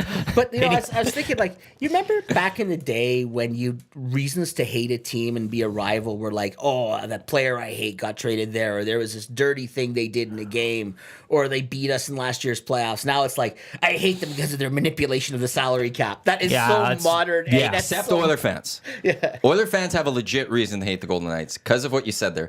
They beat the Oilers in the playoffs last year and Pietrangelo with the stick. Yeah, there's a little more Oiler to fans are the one franchise that actually I think could sit there and be like, we hate them An for other on-ice reasons. gripe. Everyone else could go with LTIR. Yeah, it's like, oh, I don't like that manipulation of the cap. It's it's funny. It's like I love modern it. sports. I It's love modern it. sports nowadays. It's great. I'm all for it. Hey, if you created a loophole in the It's- rules shut and it someone down. drives a truck through it, it's Yeah. just like the Dodgers and Shohei's salary. It's like, what if we defer, and just pay him for life? Can't believe And nobody thought of that. we can't get that badly burned on the luxury tax then. And it's like, there's no rule against it, is there? Yeah, but there No. one day is going to be a law against it. Yeah, there's gonna Because be a lot- California just all of a sudden realized we're out a lot of money on taxes. Yeah, That can't happen again. It'll be the Shohei law, the Shohei bill. Fergie's prostate in the nasty chat. A Super Saturday at the St. Albert Rugby Club starts at 8 a.m. with Wales versus Italy, then Scotland versus Ireland, and finally England versus France at 2 p.m. Breakfast, lunch, and bar available. Come for the party. So if you're looking for something to do on Saturday. He also says he's done with the monarchy. I just have to... That's a great throw-in. I will just say that, well, because Tube Socks did say Charles, like the king. And he says, I'm done with the party. I'm not going to lie. I am now getting fully sucked into this Kate Middleton story. Well, do they even exist? Well, Huh? it's- Maybe the monarchy's already gone. You They don't even know have it. butchered up these releasing of these last two photos where they're completely edited. And it's like, okay, well, now there's been all these, like, for those that haven't been following, Kate Middleton. Nobody's going to want to play with the monarchy anymore, Yeah, right? The way they handle players, like the that's monarchy. Monarchy are all Arsenal Kate, supporters. are they? Yeah, that's traditional. Is that what it is? The they're Gunners? Yeah, traditional, yeah. Oh, really? Yeah. So no one has seen Kate Middleton since Christmas. And there have been wild theories, conspiracy theories going, ranging from she got a butt lift to all the way she's dead. a butt lift. Yes. That's one of the things. Wow, interesting. Eh? See the Photoshop on that. Eh? There is you could go through a wormhole, like, of all sorts of things. So then they released the picture a couple days ago because it was Mother's Day in Right, England. yeah. And then it came out, it was edited, the photo. And the excuse they said was Kate says she has a passion for graphic editing. Likes to fiddle around and with it. she messed with it. And so they released another picture, which people have pointed to, that was a picture from a different time. And it's like, well, It's tough. now look. you've just added that there is something going on. And yeah, I'm actually fully into this whole conspiracy because something's happening. And I don't know what it is. I think it was TNT Soccer tweeted out yesterday an image of Arsenal, going to the quarters and somebody lifting the Champions League trophy. And I said, well, that's an interesting picture there in the full picture. You zoom in a bit more, you notice a tattoo, and then you're like, oh, it's Jurgen Klopp holding the Yeah, trophy. exactly. But it's funny that you mentioned the monarchy, Arsenal supporters, Arsenal, Yeah, it's photoshopping, a doctored yeah. photo. It's all together here. It's wild. It's a absolutely. giant conspiracy. I did watch The Crown with my wife. Binge watched it. So I have I feel like I'm fully versed in. I do need to watch that because apparently it was just great television. The final season's kind of weird, but it'll make you kind of. I mean, obviously, it's taken from. There's probably a lot of hearsay involved. There's a lot of speculation, and it's fictionalized to a point where you kind of say, because there's a lot of private conversations in it, right? Where it's like, oh, the Queen is talking to the Prime Minister. I'm like, do you really know that was said? Like, do you really know that you can this is assume, like but- the Queen is having this powwow with the Prime Minister, and it's like, hey, this is what we're gonna say. So I don't know. I really am not. It was good. It was good television. Certainly, it takes sides. There's certain Pro royals or that look anti? good. Certain royals look good, and certain royals look really bad. Well, I think Diana is supposed to look good in it. Diana looks somewhat good. Obviously, William looks really good. Harry looks like a dweeb.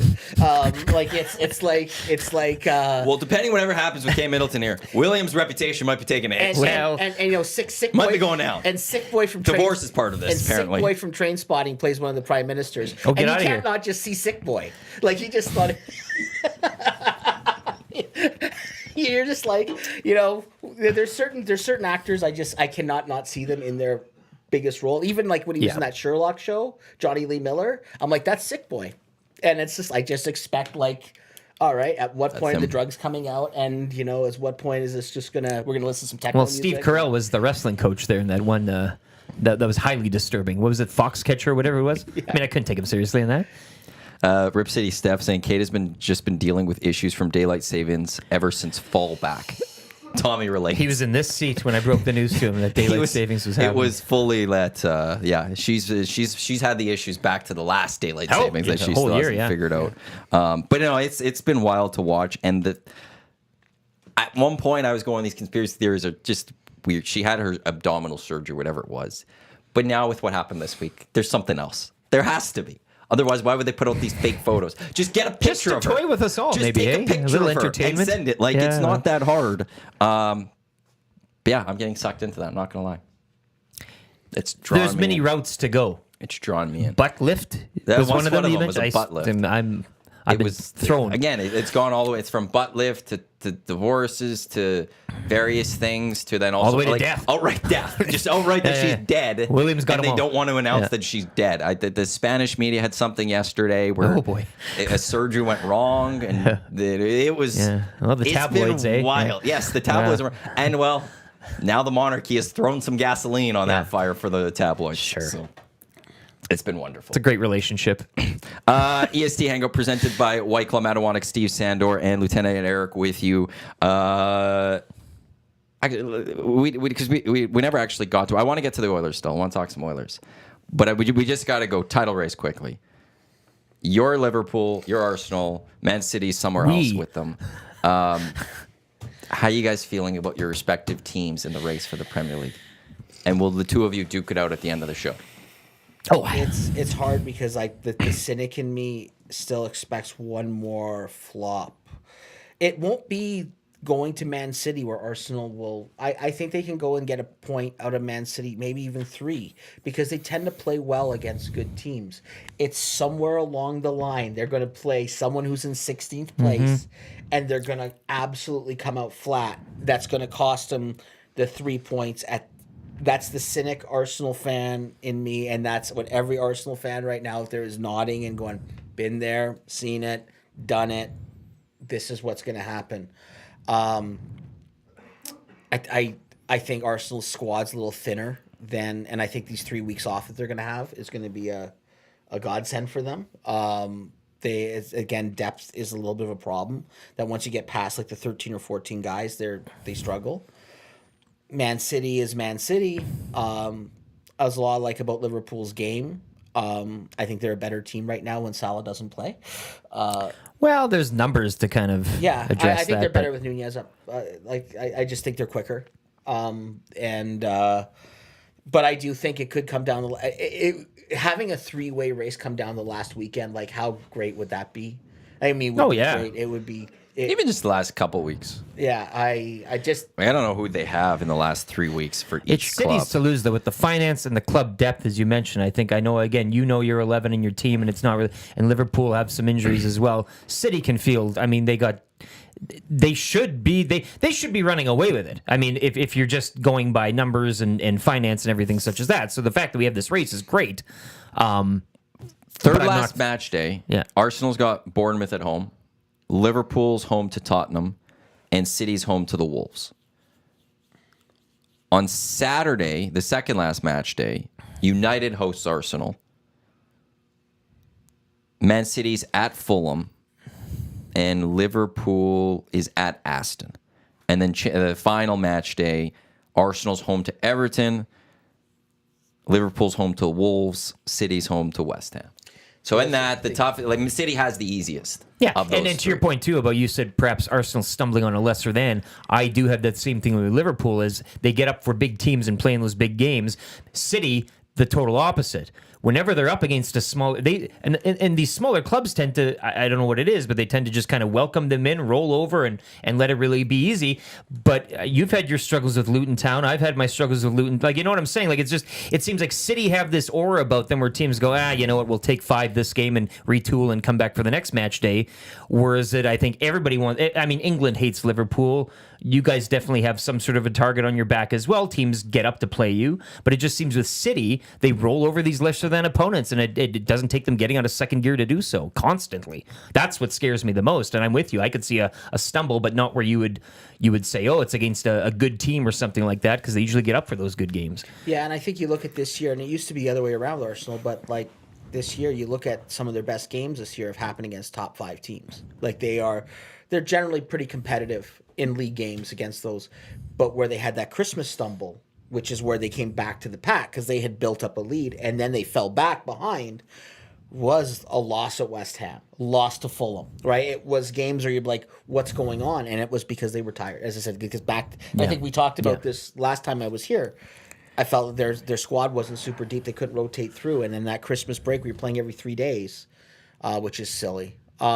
They couldn't deal with having that schedule. And now we'll see. 3 weeks off, because in some ways not being in the FA Cup is maybe a blessing. And it's also how those teams are going to manage their Champions League, Europa League schedules. Well, that's what's going to be fun, is that the fact that all 3 are still in Europe. And you mentioned, too, off the air because that there's equal matches. Yeah, and Arsenal, arguably in this Champions League field right now, would be seen as not a prime contender, whereas in the Europa League, Liverpool are, I mean, they're already looking at changing the venue from Dublin to somewhere else because they're scared that, there'll be too many fans to over them. Because Klopp's last game, I saw, they were saying... We're not even out of the round of 16 What I love, yet, though, is what they were throwing out was if it's Liverpool versus Rangers, which is you versus Redbeard. Oh, right, but that too would be a... Well, it's just fan-wise, like there's a lot of fan bases. But it could be Xavi Alonso's Leverkusen as well, and that would be a story in its own. I mean, but the fact that you're already being talked about making it to the final, whereas Arsenal, maybe in that group and collection of clubs, is seen as, you pick your poison, right? What do you want to do? You're playing for the league right now, but you maybe so how they handle those tournaments will be another thing too. But I just it's got to be cities to like. They cruise control, and teams have this thing where they just they see them and they go instead of going up to the challenge with some of these other teams, we want to knock Liverpool off, we want to beat Arsenal or whatever the case is. They just seem to get away with things quite easily. Last year, on and off the pitch. Yeah, last year the City I mean. didn't seem like City for like that first half of the season, and then they turned it on. I hear you, but that's what I'm saying.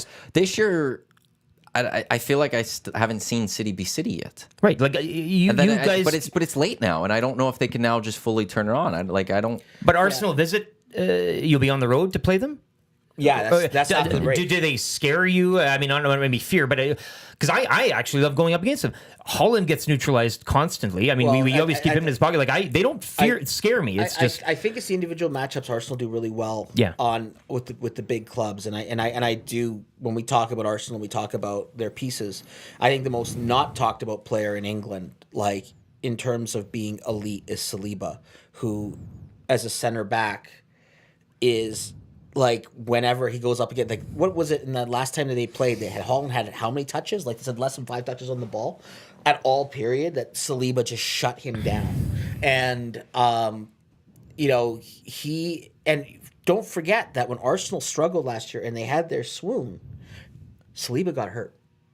And I don't think people understand how important he is to that team as a whole, because he holds down that back line in a way. And that's where the lack of depth. They don't have a player of his caliber to come in after that. Is it because he'll be on the French bench, so to speak? Important for you.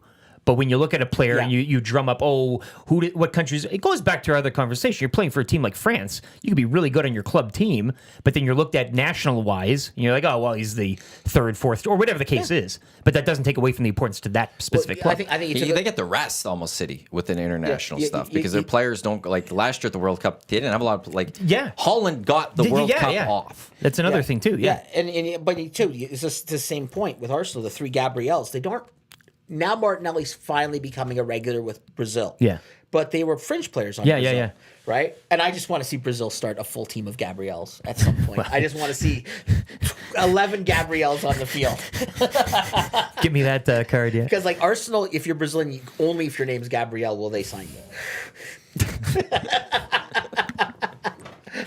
like, yeah, The proof's in there. it's like, yeah, we have 3 Gabriels that are all Brazilian. Which one do you want to talk about?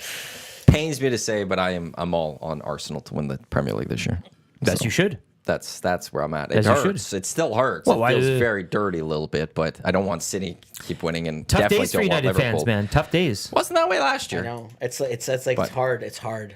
But they've got Jim Ratcliffe. And it seems like there's a bit behind the scenes. It's changing. When you said that schedule, at some point I realized in the last 3 weeks I'm being put in a position where I've got to cheer for Spurs, and that is a dirty, dirty feeling for me, right? Like it's Oh, we all have to don the mask a couple of weekends. A couple weekends ago, City was taking on United, and he's looking and was like, go United. I'm like, how dirty does it feel saying that? I love right watching now? an Everton United match, man. There's nothing that gets my rocks off as much as that. What was that? Flames taking on the Maple Leafs. Sure, for yeah, Oilers exactly. fans. You know, Yeah. who are you cheering for in that game? Yeah, you don't want it to happen. power But to go out. But in the Really end, it's like you're looking for that opportunity. Like, okay, well, disqualification. who's the worst of the two? Like what's and that's, did not finish. You're hoping for the it's- wrestling doubles qualification Yeah. finish. With your work with as a writer, you do cover the Edmonton Oilers and stuff, Yeah. so you're around the team and stuff. Yeah, I do stuff for Canadian Press too, right? So like I do like sports writing for Canadian Press as well. Like so. What did you make of the move the Oilers made last week? I think it was fine, and I'm going to go back to something. And I don't know if Knobloch said this as a defense of knowing what the Oilers' strategy was going to be, but I've seen a lot of teams splash big at the trade deadline and get burned. Sure. And he said like there's that balance between bringing players in and wrecking your dressing room chemistry. Well, and also bring players in not winning the cup, Yeah, which is what they're trying to do. Like, it's, Yeah, and then you bring players in, and he said like there's a point where like you bring so many players in, and not that they're bad players, it's just that you're trying to rebuild your team chemistry in a very short amount of time before the playoffs. So I think for the moves they made, and I think knowing where they are with the salary cap and knowing that they had to go out and find third parties to help them. And there's only so many third parties out there that had the cap space to help teams. And there was only so many dance partners when you're up against the cap. And I think you look at Toronto's situation, they couldn't do much at all. And certain teams where they were at and said, hey, we're not in a good financial position for this. You can't just go out and say, hey, I thought getting a Henrique who's like, $5 million a year and getting 75% of his money paid for by other people, pretty good. If you would have told me they would have got that, they were never going to get another defenseman who was going to be a starter. Like Stetcher is a depth guy. They were never going to get that. Like if people think that they were going to get that, like again, where in the math does that work? Where in the salary cap world does that work? I also just don't think there was that player that worked for this team. There were a lot of depth defensemen out there, but like it's depth defense. Depth, But not we're to not the- talking about top 4 or something. 2 RD right? that you're- I think Tanev was the big defenseman to move. Oilers tried, couldn't get that done. But Everybody I don't wanted think an there was- Ekholm. I don't think there were other players In like fact, Tanev out there that the Oilers could then be part of. What I wrote in my piece for Canadian Press, when I wrote my piece about the deadline and wrote my stuff last week, was about that Corey Perry has to be considered part of those moves, even though he wasn't a deadline move. He I was know. acquired in January. People love hearing that, by the way. That's it. Corey Perry is part of that stride. He was already installed to be that guy, and that was their biggest deadline move. Well, in I mean, 06 put air quotes for people who aren't watching the video. He was the biggest deadline move, even though it was a late January acquisition. So sometimes the move is made. Sometimes it's made the one that making the off season. There's only so much that a team that's as cap strung as the Oilers are can do.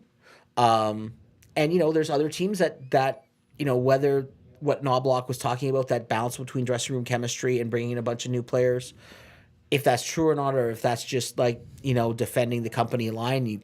I'm sure you have listeners thinking both ways. Maybe a mix. But I think the Oilers did what they could do with the resources they had. This is the team they had.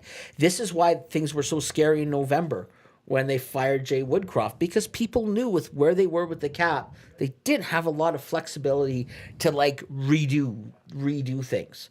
This is the team that they had to figure out a way to get this group, who were supposed to be an elite group, playing like an elite group. They figured it out. But like again, we talk about the constraints of the salary cap. They're pretty tight, and the Oilers don't have a lot to play with. And I thought that for what they could do, it was what they could do. People, I'm sure you have big dreams. You have big dreams of a shopping list, and you see you see a player like Hurdle going to Vegas, and you see Toffoli going to Winnipeg, and you're like, okay, these are big moves, and.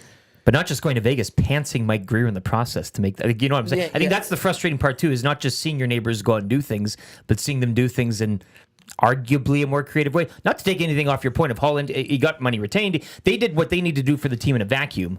But then you look around the block and you're like, outside of the Kings not getting their goalie, I guess. And I know this from MLS where this has happened for a long time, where teams borrow salaries off each other, and you see those weird trades of like, oh, I trade you allocation money, because MLS has got that cap issue as well.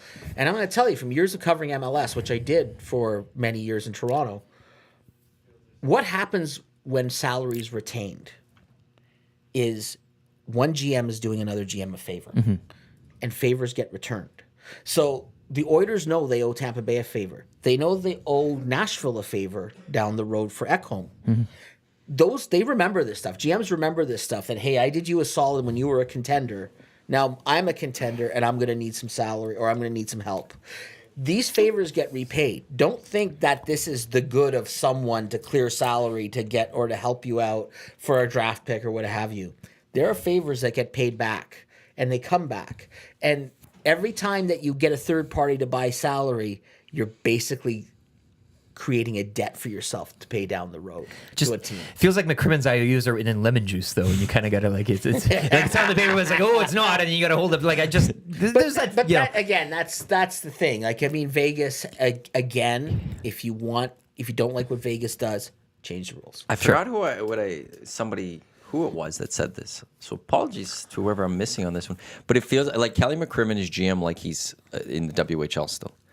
The moves that he does is what you hockey, see in junior, outside of the salary retention, obviously.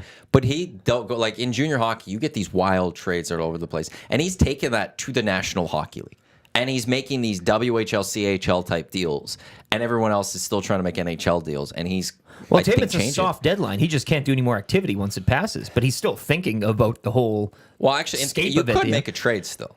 No, but you know what I'm saying. Like, there's a they can't play in the playoffs. Certain GMs, it's 1 o'clock that day, but for him, it's like, oh, it's 1 already. Oh, What's the chance they held off with Bob McKenzie until 2 minutes before the deadline just for that? Speaking of favors, right? The Bob father calls one in. Like for Vegas, you sent shockwaves. You couldn't let no other team then could react to that. All of a sudden, you can't react if you're the Edmonton Oilers they're getting hurdle. There's 2 minutes left. What are we supposed to do? Yeah. But also the fact that Bob McKenzie comes back once a year now to do these things and drops that minutes before the deadline. And of course, it's Bob McKenzie dropping it. This has no to one be else. A yearly thing, a Bob breaker near the end of the deadline. 5-2 and you're... Yeah, it seems all too perfect, and I love it. It was wonderful because I think collectively the hockey universe at the exact same times jaws just all dropped because oh my god, Bob McKenzie has just said Thomas Hurdle to the Golden Knights. It wasn't on TNT. What? This is Canadian. He didn't even tweet it. Chris Johnston tweeted it for him. Yeah. Well, getting back, it's.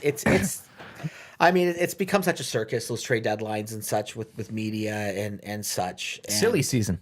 And it's like, it's all, I just love it when they breaking, and it's like, this team has traded a 7th defenseman for a 7th round draft future pick. Consideration acquisition is always my favorite. You got to make a tweet out of it. That's one, and that's just a media complaint that I have as a media person. I find when I hear the word breaking, I just kind of go, oh, or exclusive. I just go, oh, it's like Tommy with daylight savings time over there. It's just like you just erode trust with your viewers now. These are words that mean nothing anymore. Stop. Well, you can only go to that well. Yeah, I'll go to CNN like a news with this.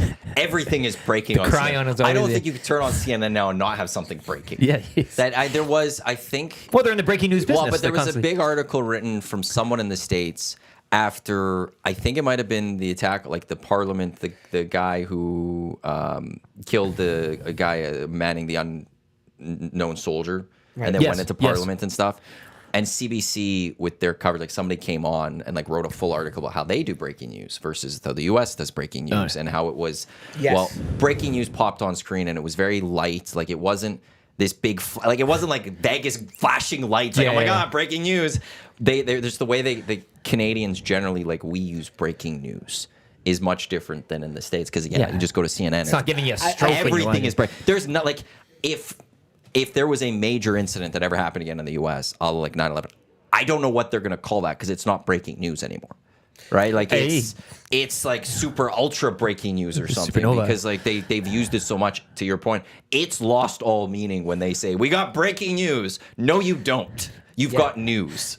There was, and it's just a problem in media in general. And I tell people this, and because I guess the work I do, because it's more column based and it's more kind of like long form, it is like I don't necessarily worry about being first. I worry about being right. Right. Yeah. I worry about being like telling what's the best story here, what's the best narrative I can get out of this. And if you build up that reputation, that's where I'm going as a reader or listener. Is you want to be that journalist, and I'm not speaking about myself. I'm speaking about like the journalist that it's not real until this journalist reports that it's real. That other people can report it, but until the Ohtani thing, with the NBA, until Woj says something, it's a Woj bomb, right? And people know it's and he's developed that reputation, but it's well earned, right? And it's it that doesn't idea, happen just by snap of the finger. That's over years. Years of work and years of knowing that he is so plugged in to every NBA general manager and into what's going on with all the agents and with the GMs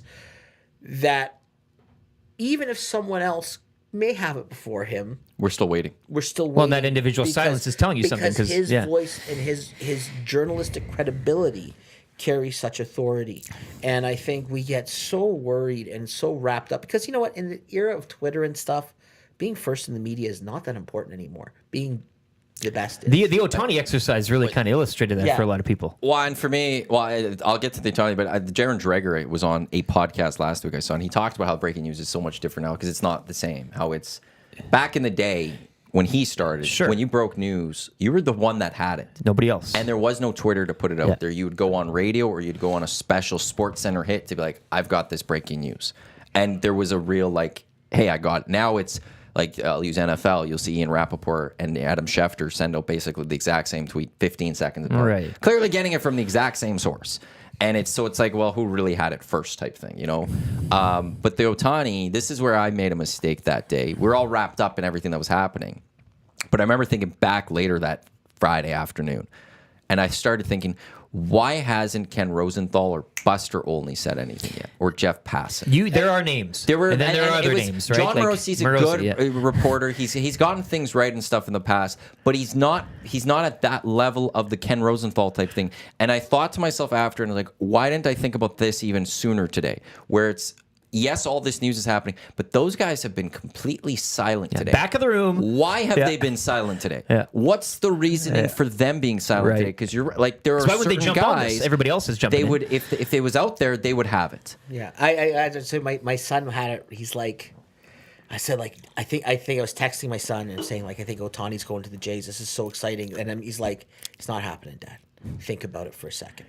And he said, and then he was using the logic. He says, look, we've been talking about this for a year, you and me, about where he's going to go. We've always said it's going to be the Dodgers. And he's like, who wouldn't go to the Dodgers? Who wouldn't want to play there, Dad?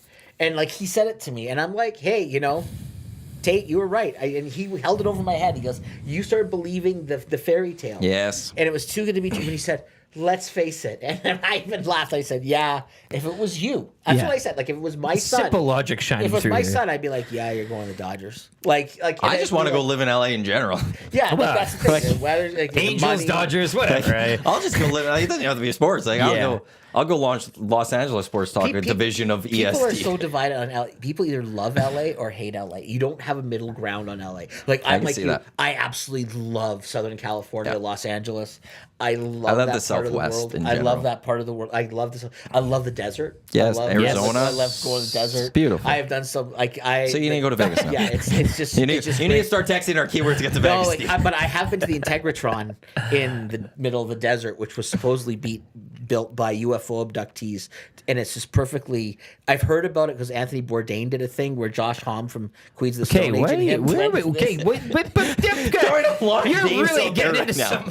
Yeah, but Okay, it's so you're awesome. in the desert. You find an Area 51 thing. Josh Homme is playing for you. No, Josh Josh and Anthony Bourdain's cooking dinner. So, no, frying it up was a steak. Anthony Bourdain did one of his episodes because him and Josh Homme Yes. were Yeah. close friends, and they did a thing where they were like, "What are the things that Josh Homme likes to do when he's at home in like Joshua Tree?" Joshua Tree, yeah. So he was like, "Oh, there's the Integratron," and they went. It's this place that's acoustically perfect, and they do sound baths and stuff. But it was built by this guy who was like supposedly abducted by UFOs in the 1950s. I love this. And then they came back with instructions that he has to build it right in this spot. Oh, man. Because it's where the magnetic lines of the Earth meet. And I was like, and I'm talking to these people there, and I booked a trip there. I was like, I took my family there, and they're like, what are we doing?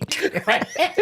And I'm Wife like, and two we're kids going- just, what is happening right now, Dad? and they're playing like these walls of sound. It's like being at a My Bloody Valentine show. And it's like, Yeah.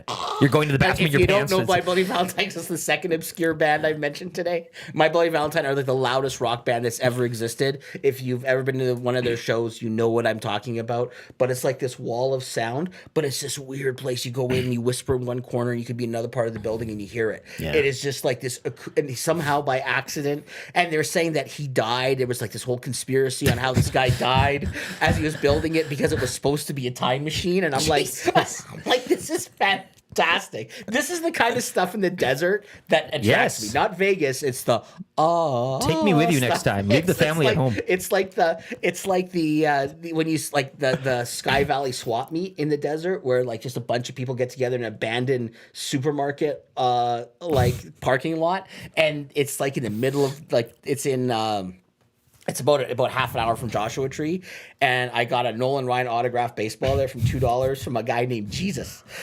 And I'm like, that was pretty good.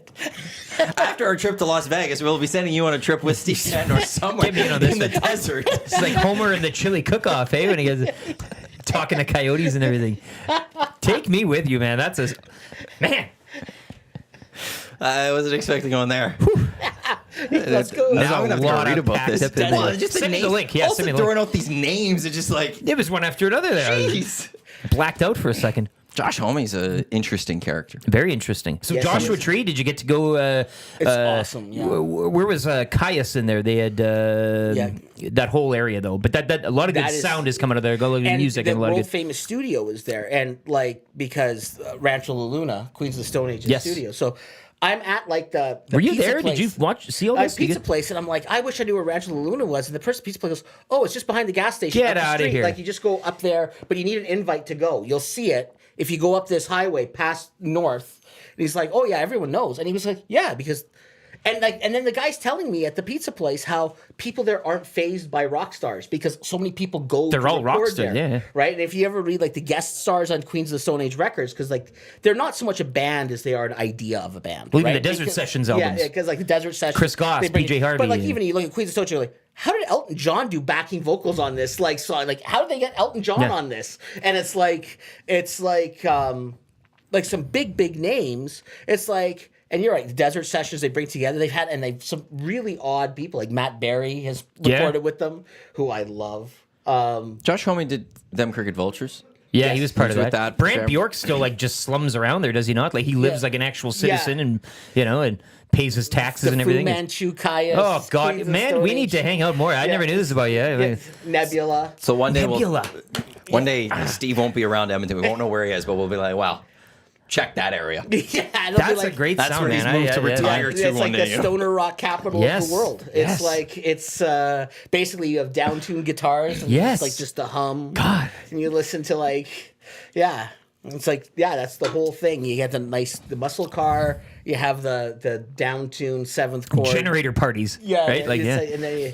and then just be in the desert, and like it is pretty awesome. It is totally awesome, and I can't speak enough about. We were talking about Southern California. That is like the place, man. And so many strange places that you just roadside attractions. I was at just right by where Rancho Luna is a place called Art Queen, where the artist Sherry Elf sells T-shirts of her work, where she takes a shotgun and she shoots the shirt, so you get shotgun holes in the shirt. Why? So it's pretty awesome. Is that is Slab City around there too? Is that kind of in the same? I'm not familiar no, with no, that, no. but Yeah. there's all sorts of interesting things out there, and that's the kind of thing that gets me excited about going to the desert. Maybe casinos, not so much. That's the beauty of the desert. I A lot love of it. different things out I've there. learned so much about you this morning. What a wonderful way to end the EST Hangout for today. Some Oiler talk in there, some hockey, us reforming North American sports that people aren't happy with, Yeah. some soccer talk. It's wonderful. We're just hanging out. We're just hanging out. Just to hang out. Steve, thanks for coming by again. Beautiful hat again. Great Wearing- hat. There's always something baseball. That is wonderful. From the So bargain thank you. bin. Yeah, From the Edmonton bargain Padres. bin. Edmonton Yeah. Padres. If anyone goes to our Facebook page, look up Edmonton Padres. Like my kid we got to fundraise a whole bunch of stuff this year. It's the baseball stuff. You guys got Baseball. caps?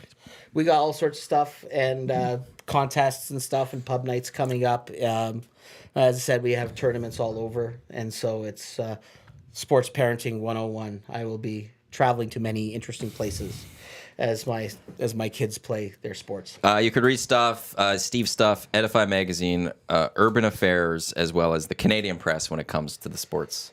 Yeah, as and my well. book is I'm almost done. Are you? Almost done. Yeah, it's almost done. The book, which is Beacon Press, early next year, And that's when it'd be early next year. Yeah, and that's the book on the history of race and diversity and lack of race and racial and diversity in hockey in general. But it's about race and hockey, and it's been a real journey writing this for the last 2 years, and it's pretty well almost done. Nice. So it's feeling pretty good. And again, that's Beacon Press out of Boston is publishing that in the coming months.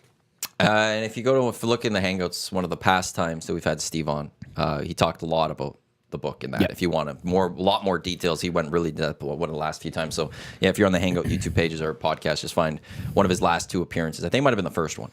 Really got into that. Eric, thanks for doing the 2 Thanks for hours having today. me. Appreciate this. Yeah. Thanks to everyone for tuning into the EST Hangout Lock Shop coming up next, as well as then the Oil Stream following. Oil Stream pregame show live at Hudson's West Edmonton Mall tonight. Tommy will be there 6:30 pregame. A few of us will be by game just after 8 o'clock as the Oilers take on the Capitals, and then the postgame to follow, and 2 more chances to qualify for the EST flyaway to Las Vegas. One coming up in the Lock Shop in the next hour, and one coming up in the noon hour during the Oil Stream. That's thanks to our wonderful partners Fly YEG and the LVCVA. On behalf of Eric, Steve, I'm Matt. Thanks again for tuning into the Hangout Lock Shop, starting in just a few minutes right here on Edmonton Sports Talk, which you are listening to on iHeart, TuneIn, EdmontonSportsTalk.com, or watching on YouTube. Let's go. There you go, right in front of the camera. First-time guest, long-time listener, fan of the original draft commissioner. Welcome to the EST Hangout presented by White Claw Hard Seltzer. The difference is clear. Matt Iwanyk, Tom Zola with here, joining us today.